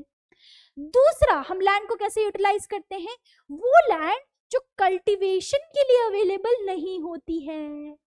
तो मतलब इसमें वो कौन सी लैंड आएगी जिसपे खेती नहीं होती है, तो उसमें आती है एक तो बैरन एंड वेस्टलैंड। आपने ट्रेन से चलते चलते या कभी सफर करते करते सड़कों के आसपास या ऐसी कोई जमीन देखी होगी जो बिल्कुल बंजर है। बंजर मतलब कि बिल्कुल भी फर्टिलिटी नहीं है इस जमीन की, और एक तरह से कि ये खाली पड़ी है, इसमें ना प्लांट्स उग रहे हैं, बस पड़ी है। तो that is the land available not for cultivation. और दूसरी टाइप की लैंड आती है जिसको हम नॉन एग्रीकल्चरल यूज के लिए, आपने देखा होगा ये जितनी भी सड़कें हैं, इतने हाईवे हैं, जितनी रेलवे ट्रैक्स बन रही है, ये कहाँ, हवा में थोड़ी ना बनती है, कहाँ बन रही है, जमीन पे ही तो बन रही है। तो ये वाला हिस्सा भी किस में आ जाएगा, वो लैंड जिसमें कल्टीवेशन नहीं होता, उसमें दो तरह की लैंड आती है। तीसरी और तरह की uncultivated land excluding fallow land. Fallow land क्या होती है बेटा जी, तो फैलो लैंड होती है वो जमीन जिसको अबैंडन किया जाता है, कुछ टाइम के लिए अनकल्टिवेटेड रखा जाता है, ताकि उसकी जो न्यूट्रिएंट्स है वो रीगेन हो सके और बाद में आके हम उसे यूज कर सके। एक तरह से लैंड के लिए वो ब्रेक का पीरियड होता है, उसे कहते हैं फैलो लैंड, कि किसी भी लैंड को अगर ब्रेक के लिए छोड़ा जाए तो फैलो लैंड है। उसके अलावा कौन कौन सी अनकल्टिवेटेड लैंड होती है, तो तीन तरह की होती है। पहली, परमानेंट पास्चर। आप अगर गांव से हैं तो आपने देखा होगा आपके गांव में एक ऐसा एरिया कंफर्म होता है जहां पे जाके गाय भैंसों चारे, बेसिकली चारे के लिए उन्हें ले जाया जाता है, भेड़ बकरी को, जो कि होती है पास्चरिंग लैंड, जहां पे कैटल ग्रेजिंग के लिए जाती है। दूसरी है लैंड अंडर मिसलिनियस। मिसलिनियस मतलब क्या, आपके सेक्रेड ग्रूव्स हो गए, आपके अपने घर के आसपास जमीन पर कुछ ना कुछ उग रहा होता है, राइट, छोटे मोटे झाड़ वगैरह, और बोल सकते हैं कि एक तरह से झाड़ियां, छोटे छोटे बुशेस, ग्रासेस, ये सब क्या है, ये सब मिसलिनियस है, जो कि नेट टोन एरिया में, उपजाऊ वाले एरिया में नहीं आता है। तीसरा होता है कल्चरेबल वेस्टलैंड। कल्चरेबल वेस्टलैंड मतलब वो लैंड जिसे 5 साल से ज्यादा बिना कल्टीवेशन के रखा है, which has been left uncultivated for more than 5 years। 5 साल से ज्यादा इस पे कोई भी खेती नहीं हुई है, वो आता है कल्चरेबल वेस्टलैंड के अंदर। That is the third type of land utilization, other uncultivated land। फिर आती है फैलो लैंड। फैलो लैंड मतलब समझे, वो लैंड जिसे ब्रेक पर रखा है कुछ टाइम के लिए। अब इसमें दो तरह की लैंड आती है। एक तो आती है करंट फैलो। करंट मतलब जो चल रहा है, जैसे मैं कहूँ ये मेरा साल चल रहा है, तो वो लैंड जो 1 साल या 1 साल से कम तक उसे अनकल्टिवेटेड रखा जाता है, मतलब उस लैंड पर 1 साल तक कोई भी कल्टीवेशन नहीं होता है, दैट इज करंट फैलो। और दूसरा अदर देन करंट फैलो, जिसमें 1 से 5 साल तक कोई भी कल्टीवेशन नहीं हुआ है, मतलब वो लैंड ब्रेक पर है, कम से कम 1 या ज्यादा से ज्यादा 5 साल हो चुका है, 1 से 5 साल का बीच में, जिसमें उस पर कल्टीवेशन नहीं हुआ है, वो अदर देन करंट फैलो में आता है। एंड 5 साल से ज्यादा जो है वो कल्चरेबल वेस्टलैंड में, कि 5 साल से ज्यादा यहाँ पर कल्टीवेशन नहीं हुआ है। Got it. फिर आता है बहुत इंपॉर्टेंट, नेट सोन एरिया। मतलब नेट सोन एरिया का मतलब क्या है, वो लैंड जहां पर क्रॉप्स को सो किया जाता है और हार्वेस्ट किया जाता है। नेट सोन एरिया मतलब लैंड का वो एरिया, राइट, जिसपे क्या होती है, कल्टीवेशन या फिर खेती होती है। आया समझ में? फॉर एग्जाम्पल मैंने कहा कि मेरे पास 5 हेक्टेयर की लैंड है, राइट, जिसपे मैंने वीट को उगाया है या चावल को उगाया है, कुछ भी उगाया हो, कितनी बार भी उगाया हो, पर लैंड का एरिया कितना है, राइट, जिसपे कल्टीवेशन होता है, land which is used to cultivate something, any crop, उसको कहते हैं नेट सोन एरिया। तो चाहे मैंने यहाँ पर चावल उगाया हो, चाहे मैंने यहाँ पर सनफ्लावर उगाया हो, कुछ भी उगाया हो, कितनी बार भी उगाया हो, नेट सोन एरिया का मतलब द एरिया ऑफ लैंड जिसपे खेती होती है। तो मैंने कहा कि 5 हेक्टेयर की लैंड में मैंने एक साल में गेहूं भी उगाया, चावल भी उगाया, सनफ्लावर भी उगाया, फॉर एग्जाम्पल, मतलब मेरा नेट सोन एरिया कितना हो जाएगा, 5 हेक्टेयर ही होगा, क्योंकि यही वो एरिया है लैंड का जिसमें मैं खेती करती हूँ। फिर आता है दूसरा, gross cropped area. Gross cropped area का मतलब होता है कि इस लैंड पर मैंने कितनी बार कुछ उगाया हो। नेट सोन एरिया में मतलब क्या हो गया कि लैंड कितने एरिया की है, कितना एरिया है लैंड का जिसपे खेती होती है। और gross cropped area, gross cropped area मतलब कि टोटल कितनी बार यहाँ पर इस एरिया पर क्रॉप उगाई गई है। फॉर एग्जाम्पल कि मान लो मैंने विंटर्स में तो यहाँ पर रबी की फसल उगाई, मेरे पास 5 हेक्टेयर की लैंड है, राइट, तो मैंने इसमें विंटर में रबी की फसल उगाई और फिर खरीफ में मतलब खरीफ सीजन में मैंने राइस की यहाँ पर खेती करी। तो ग्रॉस क्रॉप्ड एरिया क्या हो जाएगा कि मैंने अपनी लैंड पर कितनी बार खेती करी। तो मैंने मान लो एक बार कितनी खेती करी, 5 हेक्टेयर की लैंड पे राइस उगाया, एक बार मैंने 5 हेक्टेयर की लैंड पे चावल उगाया या फिर गेहूं उगाया, एक बार मैंने कोई मिलेट्स उगाए, तो मेरा टोटल कितना हो जाएगा, 5 + 5 + 5। मतलब कि इसी सेम लैंड एरिया को मैंने कितनी बार क्रॉपिंग के लिए यूज किया, उसमें वो इंक्लूड होता है, that is cross cropped area. तो यहाँ पे कितना हो जाएगा, 15 हेक्टेयर कि टोटल मैंने पूरे साल में 15 हेक्टेयर लैंड का यूज किया है। तो लैंड मेरी 5 हेक्टेयर की, बट मैंने एक ही साल में उसी 5 हेक्टेयर पे अलग अलग खेती करी, अलग अलग क्रॉप्स की, वो आता है gross cropped area. Net sown area में कितनी भी बार उगाया हो, कितनी कोई भी दूसरा भी क्रॉप उगाया हो, बट मेरा लैंड एरिया सेम रहता है। तो ये होता है आपका नेट सोन कि फिजिकल एक्सटेंट जहां पे क्रॉप्स को उगाया जाता है और हार्वेस्ट किया जाता है, और gross crop area sown more than once in an agriculture year plus net sown, that is gross cropped area. अब बात आती है लैंड यूज पैटर्न की इंडिया में। तो हमने लैंड यूटिलाइजेशन देखा कि लैंड्स को हम कैसे यूटिलाइज करते हैं, फॉरेस्ट, या फिर जहाँ सड़कें बना रहे हैं जो बैरन है, या फिर जहाँ पे चारे के लिए ले जाते हैं जो कि मिसलिनियस के अंडर है, या फिर जो 5 साल से अधिक यहाँ पर कल्टीवेशन नहीं है। फिर फैलो में 1 साल तक जो कल्टीवेशन नहीं हुआ है और 1 से 5 साल तक जो कल्टीवेशन नहीं हुआ है। फिर नेट सोन एरिया मतलब मेरा वो खेत का एरिया जिसपे खेती होती है, और ग्रॉस क्रॉप्ड एरिया मतलब मेरे खेत पे मैंने 1 साल में कितनी बार नई नई क्रॉप्स उगाई है, उसका पूरा total, that is gross cropped area. अब बात आती है land use pattern in India की। तो इंडिया का हम जानते हैं ये टोटल एरिया कितना है, अभी थोड़ा सा बढ़ गया है बेटा, बट टोटल एरिया है 3.28 मिलियन स्क्वायर किलोमीटर। तो अब देखते हैं कि यही सारे जो लैंड यूटिलाइजेशन हमने पढ़े वो इंडिया में कैसा है, इंडिया में कैसा लैंड यूज पैटर्न है। तो देखिए आप भी अपनी बुक में देख सकते हैं। शुरुआत करते हैं हम फॉरेस्ट से, यहां से ऐसे चलेंगे हम, ठीक है, ऐसे। तो देखो फॉरेस्ट मतलब जंगल, यहाँ पर डेटा दे रखा है किसका, 1960-61 का इस पाई चार्ट में, और यहाँ दे रखा है 2014-15 का डेटा। तो आप देखोगे सबसे पहले ब्लू में क्या है, फॉरेस्ट। तो 1960-61 में हमारे पूरे इंडिया के जो अगर हम लैंड एरिया देखें पूरा का पूरा इंडिया का, उसमें सिर्फ 18% तो जंगल था, पर अगर हम फिर इसे 2014-15 के डेटा से देखें तो ये 23% हो चुका है। तो मुझे बताइए क्या फॉरेस्ट का हिस्सा बढ़ा है इंडिया में कि कम हुआ है? It has been increase. आपको कम से कम 3 डेटा याद रखने हैं land use pattern in India के, ताकि आपको पूछ लिया जाए कि लैंड यूज कैसे हो रहा है तो आप एटलीस्ट 3 तो लिख पाए। तो पहला क्या है? फॉरेस्ट। फॉरेस्ट 18% से 23% हो चुका है, मतलब फॉरेस्ट जंगलों का एरिया बड़ा है भारत में। दूसरा, बैरन एंड अनकल्चरेबल वेस्टलैंड, मतलब कि जो बंजर भूमि है जहां पर 5 साल तक खेती नहीं हो रही है, तो वो 12% से कितना हो चुका है? 5%, मतलब इसका एरिया जो है वो डिक्रीज हुआ है।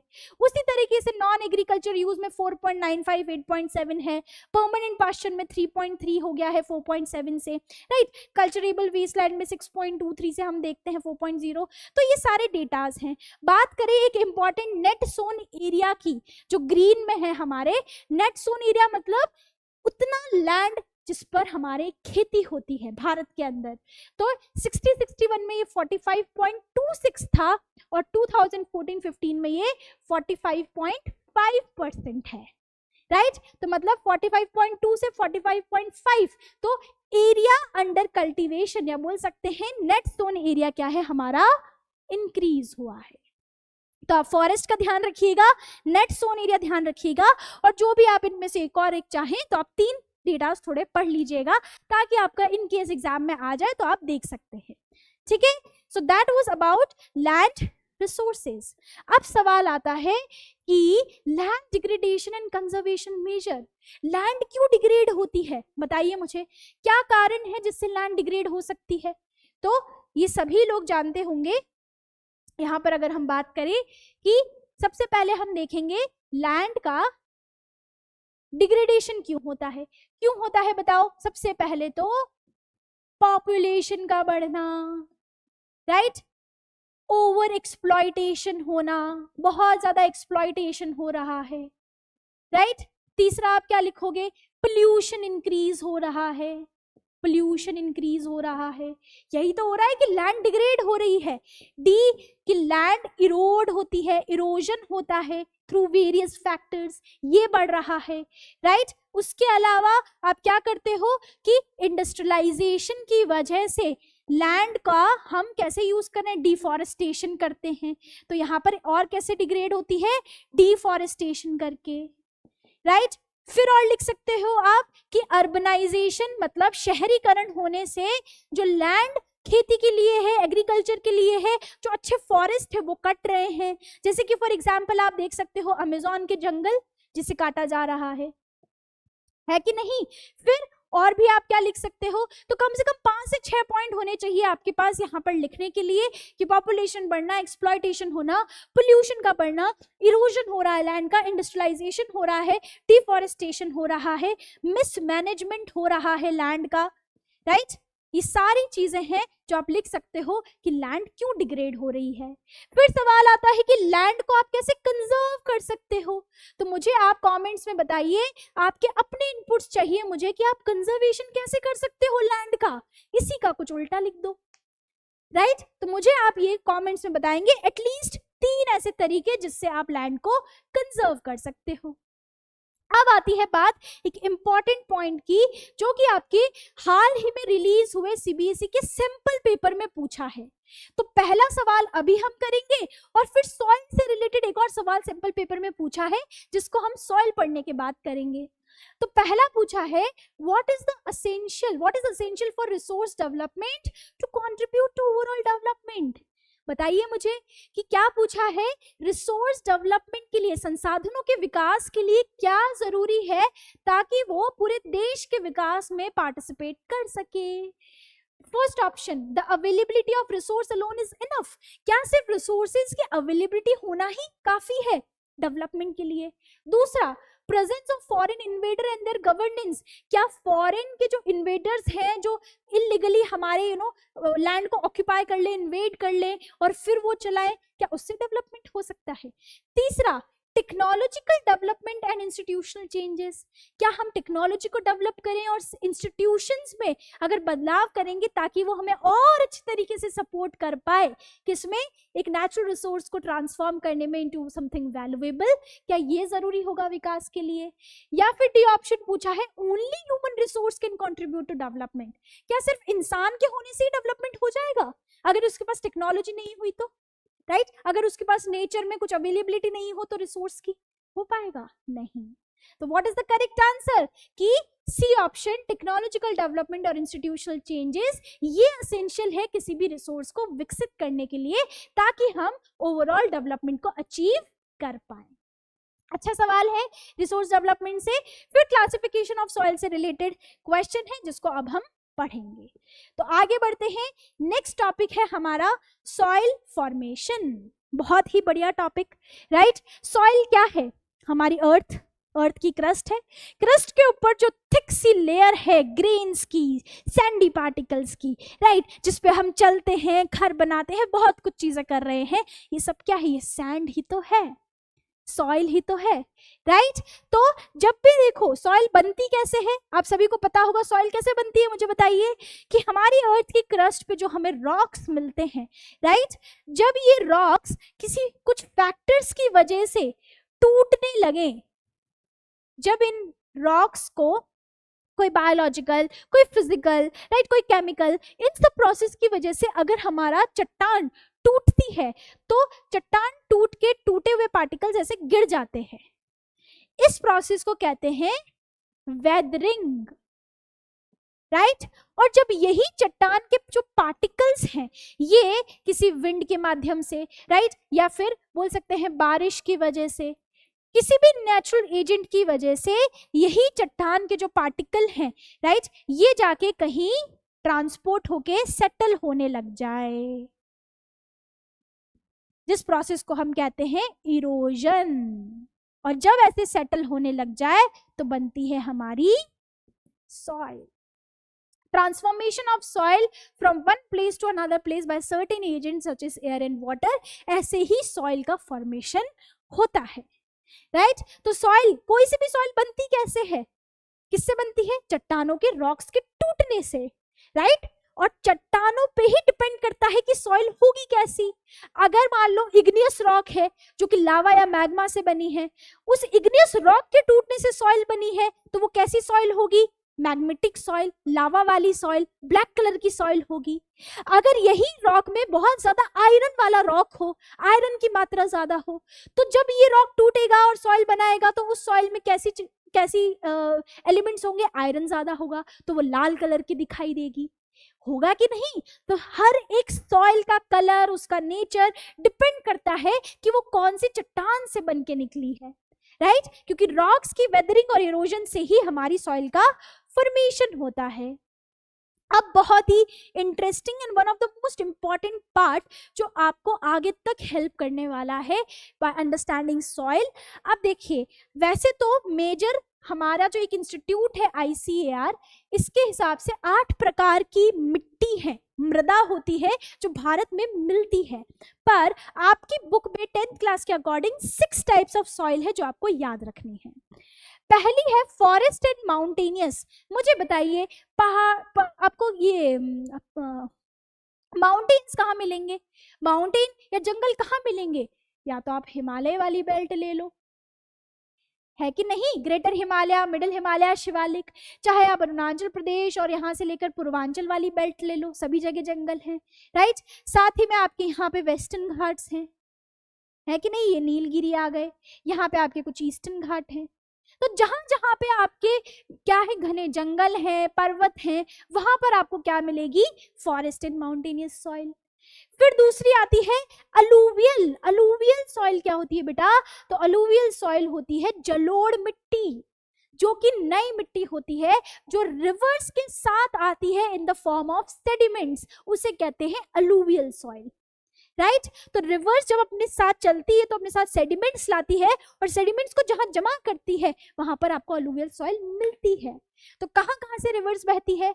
हिमालय से बह रही है सबसे पहली चीज, तो राइट तो इस वाले रीजन में आपको इधर से ब्रह्मपुत्र आ रही है, असम वाले रीजन, और इसमें राइट इधर आपके इंडस और उसकी ट्रिब्यूटरीज, तो पंजाब, हरियाणा, उत्तर प्रदेश, बिहार, झारखंड का कुछ हिस्सा, असम, ये वो रीजन है जहां पे आपको अलुवियल सॉइल मिलेगी।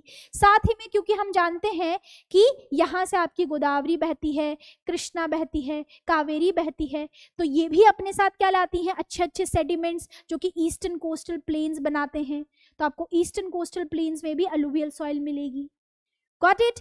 तीसरा red and yellow, red and yellow आपको कहाँ मिलती है बेटा, ध्यान रखिएगा कि ये हमारा दक्कन का पठार है, डेक्कन प्लेटो, राइट इस डेक्कन प्लेटो के ईस्ट में, कहां पर, ईस्ट में और साउथ ईस्ट में, यहां पर आपको मिलती है रेड एंड येलो सॉइल। आया समझ में सभी को। फिर आती है काली मिट्टी, काली मिट्टी कहाँ मिलेगी, जहां पे काला पठार है, जैसे छोटा नागपुर का प्लेटो हो गया, या मेघालय का हो गया, या डेक्कन का प्लेटो हो गया, या काठियावाड़ का प्लेटो हो गया, जहां पठार है, क्योंकि वो पठार वॉल्केनिक रॉक से बनता है, वॉल्केनिक रॉक से जो मिट्टी बनेगी वो काली सॉइल कहलाएगी, काली मिट्टी कहलाएगी, राइट। कुछ कुछ राजस्थान के भी यहाँ पर साउथ ईस्ट हिस्से में, मालवा में, जहां जहां पे भी प्लेटो है, यहाँ पर क्या मिलेगी, ब्लैक सॉइल। फिर आती है लेटराइट, लेटराइट सॉइल आपको कहाँ मिलती है बेटा, ध्यान रखिएगा, जहाँ पे बहुत ज्यादा बारिश रहती है और टेम्परेचर भी अच्छा मॉइस्ट रहता है, वो आपको जनरली वेस्टर्न घाट्स के वेस्ट में मिलती है लेटराइट सॉइल, जहाँ बहुत तेज बारिश होती है, मैं आपको आगे बताऊंगी। और एक मेघालय के पठार पे, क्योंकि यहाँ पे एक फनल इफेक्ट बनता है, ऊपर से भी यहाँ से जो बंगाल की खाड़ी की विंड्स हैं ये ऊपर से भी घिर जाती हैं, इधर से पूर्वांचल से भी घिर जाती हैं, और मेघालय की हिल से भी, तो यहाँ फनल इफेक्ट बनता है, बहुत तेज बारिश होती है, तो लेटराइट सॉइल आपको यहाँ पर भी मिलती है मेघालय में, राइट। और फिर आती है एरिड, एरिड का मतलब क्या, शुष्क मिट्टी, शुष्क मिट्टी एरिड सॉइल आपको कहाँ मिलेगी, आपके थार डेजर्ट में मिलेगी कि नहीं, यहाँ है अरावली, और अरावली के बिल्कुल वेस्टर्न साइड में। तो देखिए अच्छे से, this is the map of soils of India.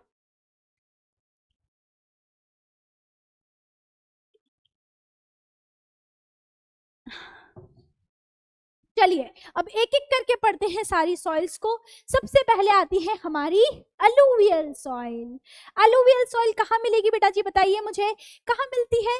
एक तो यहाँ से आ रही आपकी गंगा, अपने साथ लेकर आएगी, यहाँ से आ रही ब्रह्मपुत्र, राइट, इधर से दामोदर, ये हुगली वाले रीजन में, इधर से आती है आपकी यहाँ पे इंडस, और इंडस की कई सारी ट्रिब्यूटरीज हैं, जैसे कि सतलज जो है वो यहाँ से बहते हुए आगे जाती है, राइट। और साथ ही में फिर आपने देखा कि गोदावरी यहाँ से निकलती है, कृष्णा यहाँ से निकलती है महाबलेश्वर से, ब्रह्मगिरी से कावेरी निकलती है। तो ये सारी नदियां अपने साथ क्या लेकर आती हैं, अपने साथ जो सेडिमेंट, सिल्ट, सैंड, क्ले सब कुछ लेकर आती है और यहाँ आके जमा करती है। तो इन रीजन्स में हमें मिलती है अलुवियल सॉइल। आया समझ में सभी को, is it clear to all. ठीक है, ईस्टर्न कोस्टल प्लेन और गैंगेटिक प्लेन में कुछ ऐसी दिखाई देती है। ये सबसे फर्टाइल मिट्टी होती है क्योंकि इसमें हर तरह का पार्टिकल है, इसमें सैंड जैसा पार्टिकल भी होता है, सिल्ट भी होता है, क्ले भी होता है, लूमी मतलब बहुत अच्छी मिट्टी होती है, उपजाऊ होती है, इसीलिए इस मिट्टी में हम सबसे ज्यादा खेती करते हैं। सो यहाँ पर आपकी बुक में जो डिटेल्स है कोस्टल प्लेन में मिलेगी, नॉर्दर्न प्लेन्स में मिलेगी, इंडस, गंगा, ब्रह्मपुत्र इसे बनाती है, सैंड, सिल्ट, क्ले सब कुछ इसमें मिलता है। और दो तरह की सॉइल होती है बेटा अलुवियल सॉइल, एक जो पुरानी, एक जो नई। इसका मतलब क्या है कि दो तरह की जो सॉइल्स आपको मिलती है अलुवियल में, एक होती है खादर सॉइल, एक होती है भांगर सॉइल। बेटा खादर सॉइल वो सॉइल है जो नई मिट्टी है, हर साल जब नदियां अपने साथ मिट्टी लेकर आती है, राइट, और जमा करती है, हर साल उसमें चेंजेस होते हैं, मतलब मिट्टी बदलती है। उस खाद युक्त मिट्टी को जो फर्टाइल है, जो हर साल अपने रिवर्स के साथ आती है, बारिश के पानी या फिर बोल सकते जो पेरिनियल रिवर्स के साथ आ रही है, वो कहलाई जाती है खादर सॉइल। और जो पुरानी मिट्टी है ओल्ड एलुवियल, जहां पर हर साल पानी नहीं आता नदियों के द्वारा, जो जिनके जो सेडिमेंट्स हैं वो इरोड हो चुके हैं, कंकड़ बन चुके हैं और जो नॉन फर्टाइल है उसे हम कहते हैं भांगड़ सॉइल। मतलब ये भंगार है, ये मिट्टी अच्छी नहीं है, फेंको इसको, एक तरह से वैसे, राइट। तो खादर सॉइल फाइन होती है, फर्टाइल होती है, और ये सॉइल मोटी होती है, राइट, कोर्सर सेडिमेंट्स होते हैं और लेस फर्टाइल होती है। खादर सॉइल आपको रिवर वैलीज के, अगर ये रिवर वैली है, राइट, तो इसके लोअर कोर्सेज में, लोअर एरियाज में मिलेगी जहां पे पानी अच्छे से आता है हर साल नदियों के द्वारा। और भांगड़ सॉइल आपको मिलेगी अपर कोर्सेज के अंदर जहां पर नहीं पहुंच पाता पानी हर साल। तो ये दो तरह की मिट्टी होती है, आपने 9th क्लास में भी फिजिकल फीचर्स में पढ़ा होगा। यहाँ पे आप गेहूं, पैडी, शुगर केन, दालें सब कुछ उगाते हो, सबसे ज्यादा फर्टाइल आपकी यही मिट्टी होती है।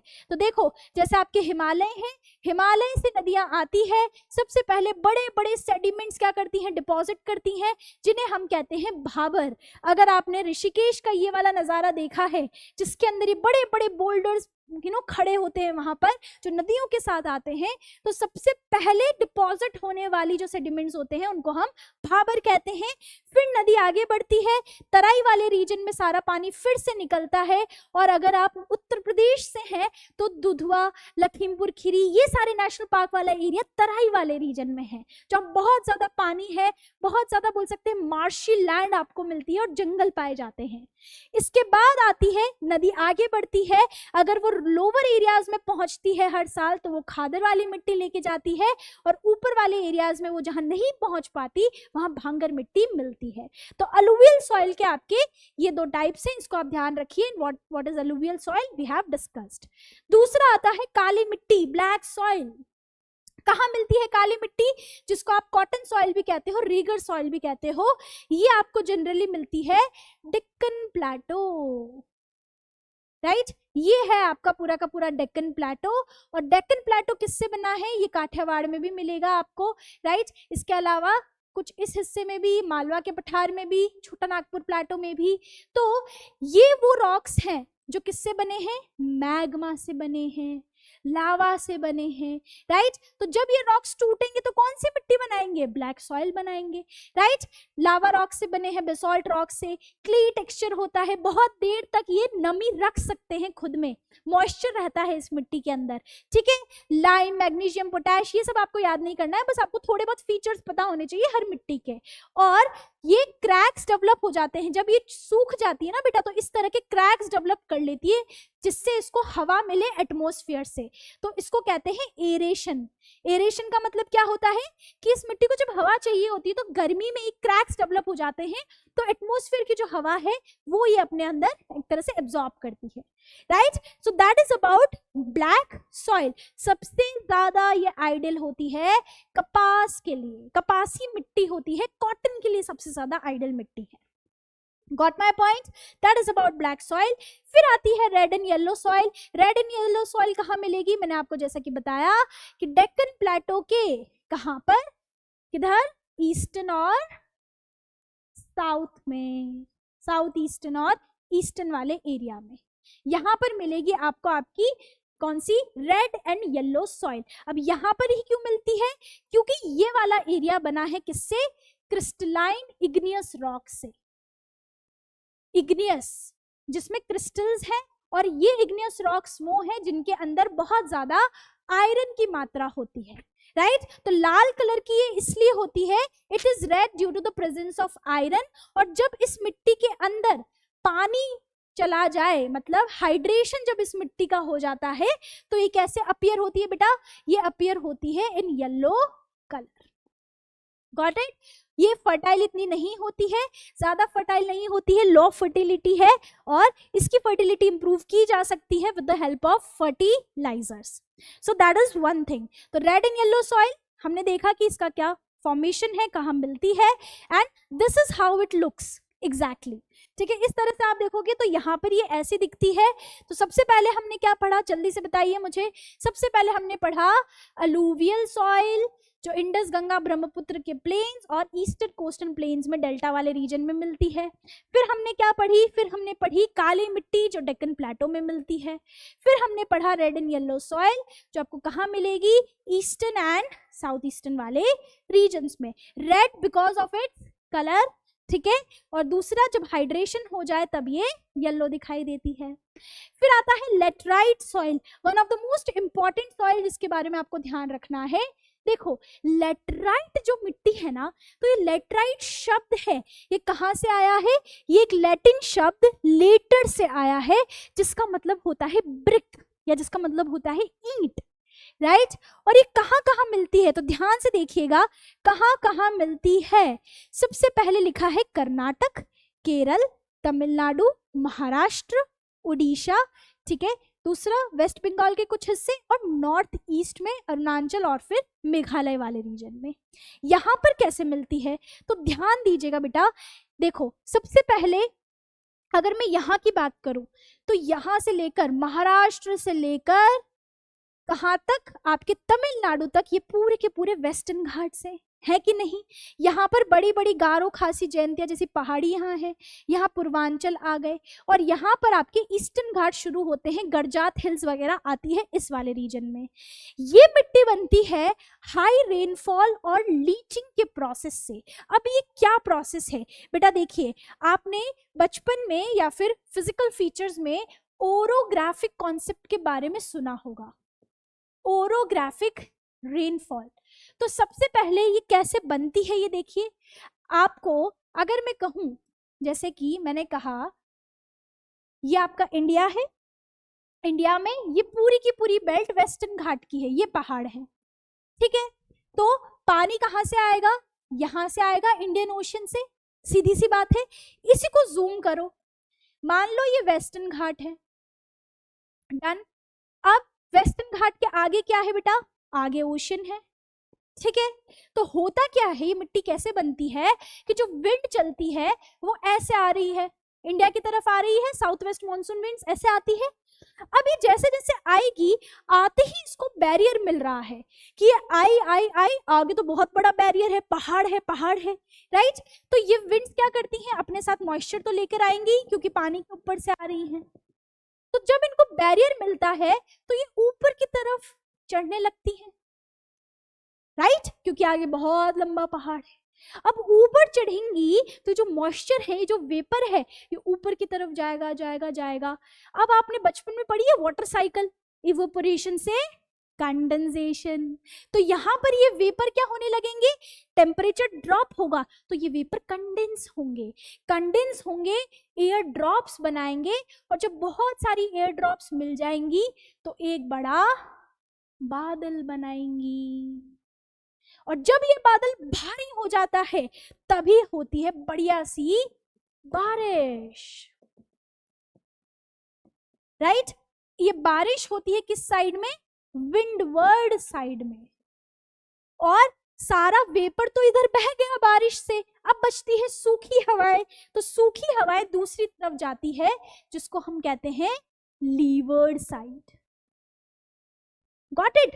तो अब देखो कि यहां से ऊपर गया पानी, मतलब वेपर गया, बादल बना, बारिश हुई। तो बारिश हुई बेटा, तो मुझे एक बात बताओ, जब बारिश होगी तो इस पहाड़ के ऊपर यहाँ जो मिट्टी होगी, क्या वो इस बारिश के पानी के साथ बह जाएगी? यस, इस प्रोसेस में यही होता है एग्जैक्टली कि जो ऊपर की मिट्टी है ना बेटा, ये ऊपर की मिट्टी में जो भी न्यूट्रिएंट्स है, मान लो यहाँ पे सिलिका है, मान लो यहाँ पे आयरन है, एल्यूमिनियम है, कुछ भी हो, तो वो मिट्टी के साथ, राइट, पानी के साथ वो मिट्टी क्या हो जाती है? बह जाती है।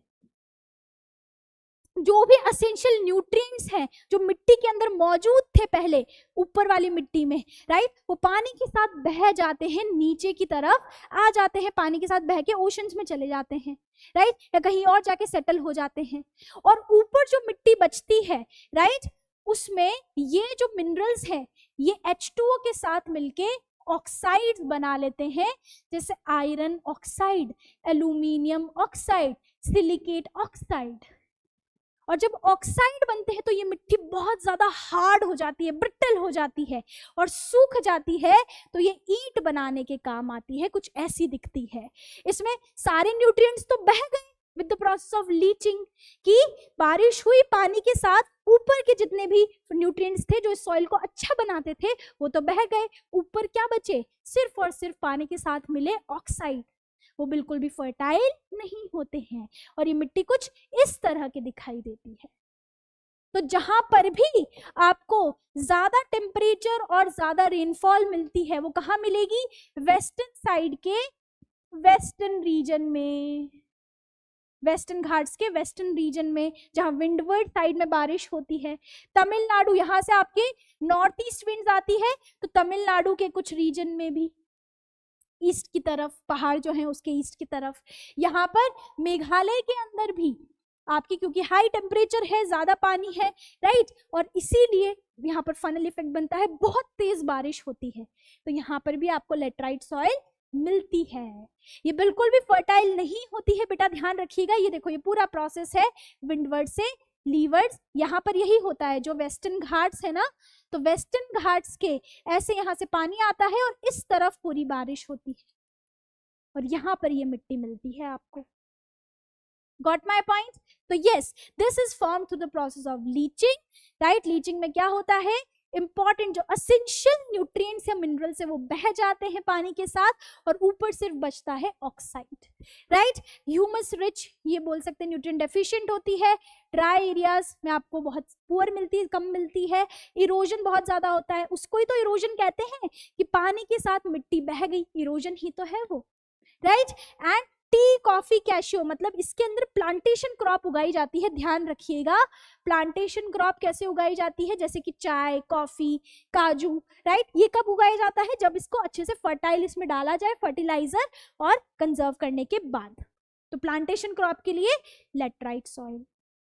फिर आती है आपकी शुष्क मिट्टी, जो कुछ ऐसी दिखाई देती है, रेड टू ब्राउन है, सैंडी है, सलाइन है। इसमें सॉल्ट कंटेंट बहुत ज्यादा होता है, क्योंकि ये उस वाले रीजन में, राजस्थान के डेजर्ट वाले रीजन में, जहां बहुत धूप पड़ती है, बहुत धूप पड़ती है तो बहुत जल्दी इवेपोरेशन हो जाता है, क्रैक्स ऐसे डेवलप हो जाते हैं, राइट। और यहाँ पर सॉल्ट कंटेंट इसमें बहुत ज्यादा होता है। इस मिट्टी के अंदर ऐसे नीचे की तरफ बड़े बड़े कंकर्स होते हैं जो पानी को नीचे परकोलेट नहीं होने देते, फिल्ट्रेट नहीं होने देते, वाटर इन्फिल्ट्रेशन नहीं हो पाता, राइट। तो पानी नीचे तक जाता जा ही नहीं पाता, यहीं से इवेपोरेट होकर निकल जाता है।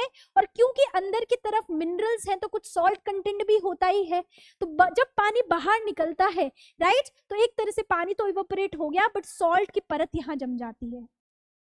तो एक तरह से आपकी एरिड सॉइल है ये, धूप ज्यादा पड़ती है, टेम्परेचर ज्यादा है, इवेपोरेशन ज्यादा है, राइट, मॉइस्चर यहाँ पे कम रहता है, लोकेशन राजस्थान में, और इरिगेशन बहुत ज्यादा पानी की रिक्वायरमेंट है, तब जाके आप यहाँ कल्टीवेशन करते हो। यहाँ पे जनरली वो क्रॉप्स उगाई जाती है जिनको पानी की ज्यादा रिक्वायरमेंट नहीं होती।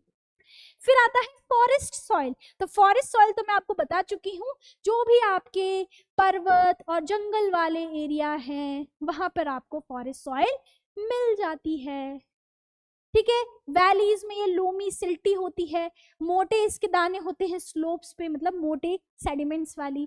हिमालयन रीजन में मिलती है, एसिडिक होती है। लोअर वैलीज में फर्टाइल होती है, क्योंकि बड़े बड़े सेडिमेंट्स पहले ही जमा हो जाते हैं और फिर छोटे मोटे सेडिमेंट्स आगे जाते हैं नदियों के साथ या फिर पहाड़ों में। Got it? तो ये सिंपल सा फॉरेस्ट सॉइल का आपका एक्सप्लेनेशन है। तो कितनी सॉइल पढ़ ली हमने? आई hope it is clear now कि सबसे पहले हमने पढ़ा फॉरेस्ट सॉइल आपको फॉरेस्ट वाले रीजन में मिलती है कि नहीं। दूसरा हमने क्या पढ़ा?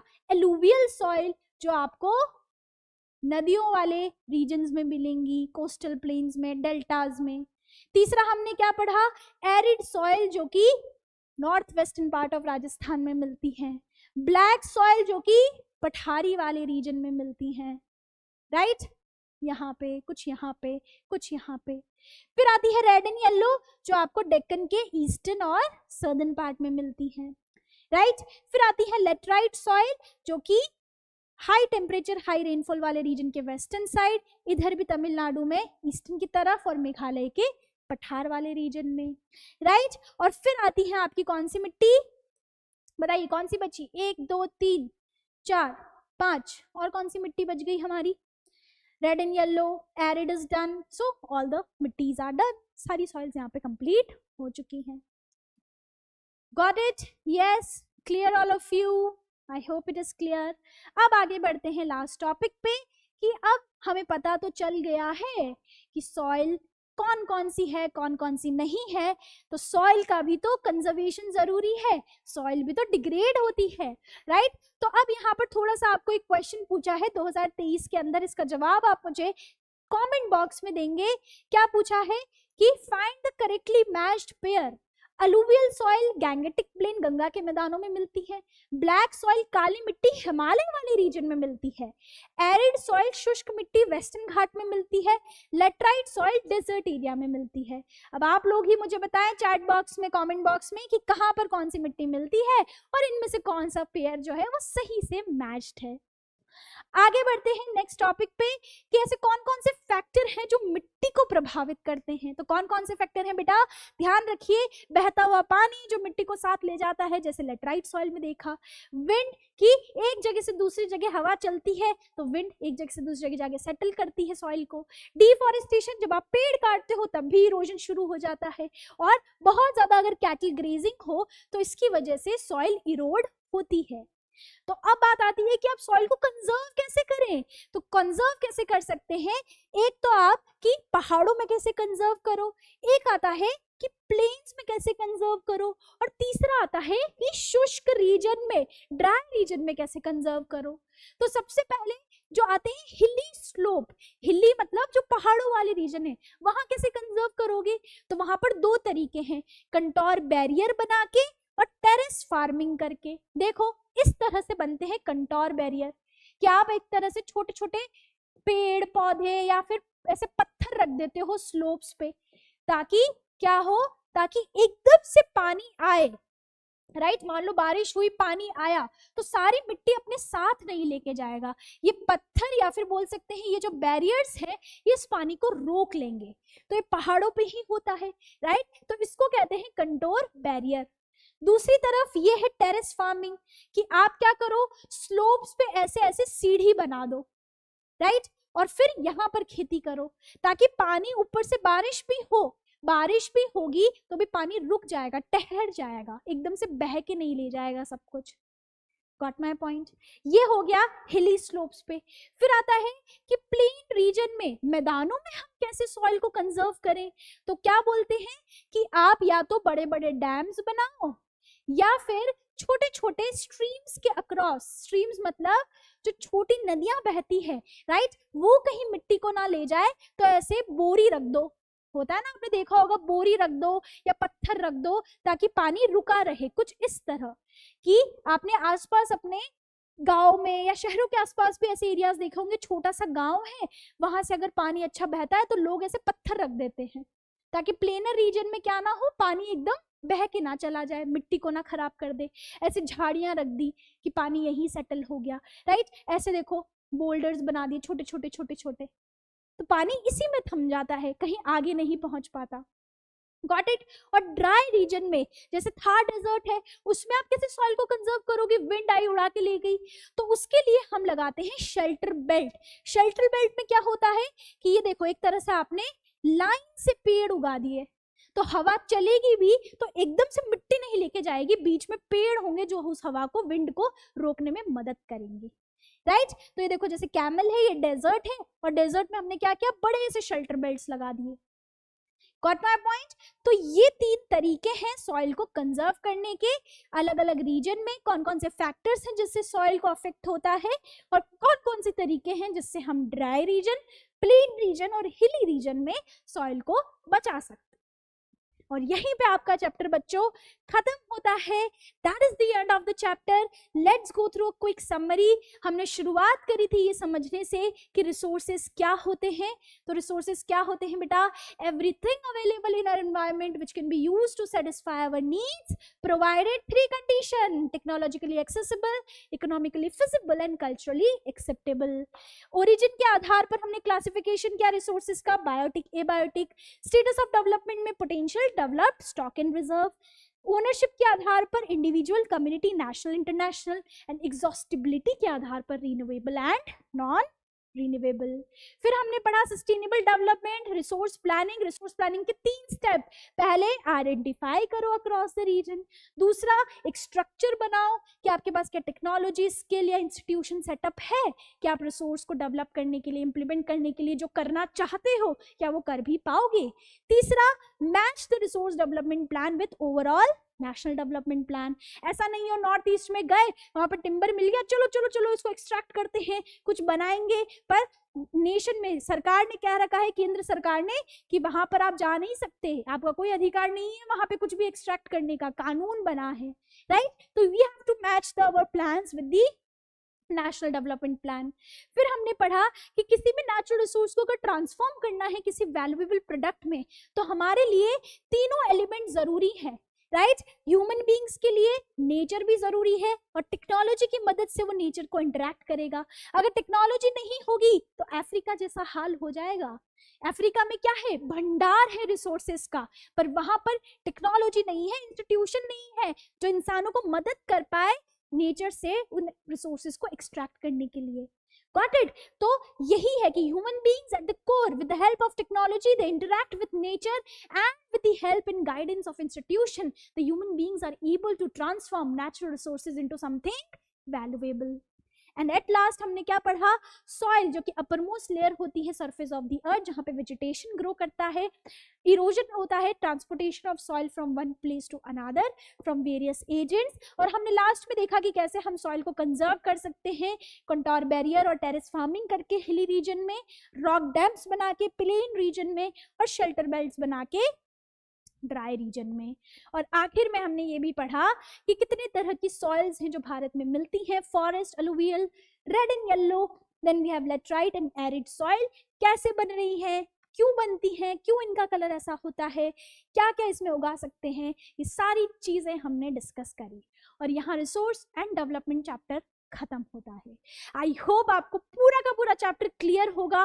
जो इंपॉर्टेंट बातें थी, जहां से क्वेश्चन हर बार बनता है, मैंने सारी चीजें डिस्कस करी है। I hope you like the session. Share as much as you can, subscribe, like and let me know which topic do you want next in the comment box. Thank you so much. Have a nice day. God bless you all.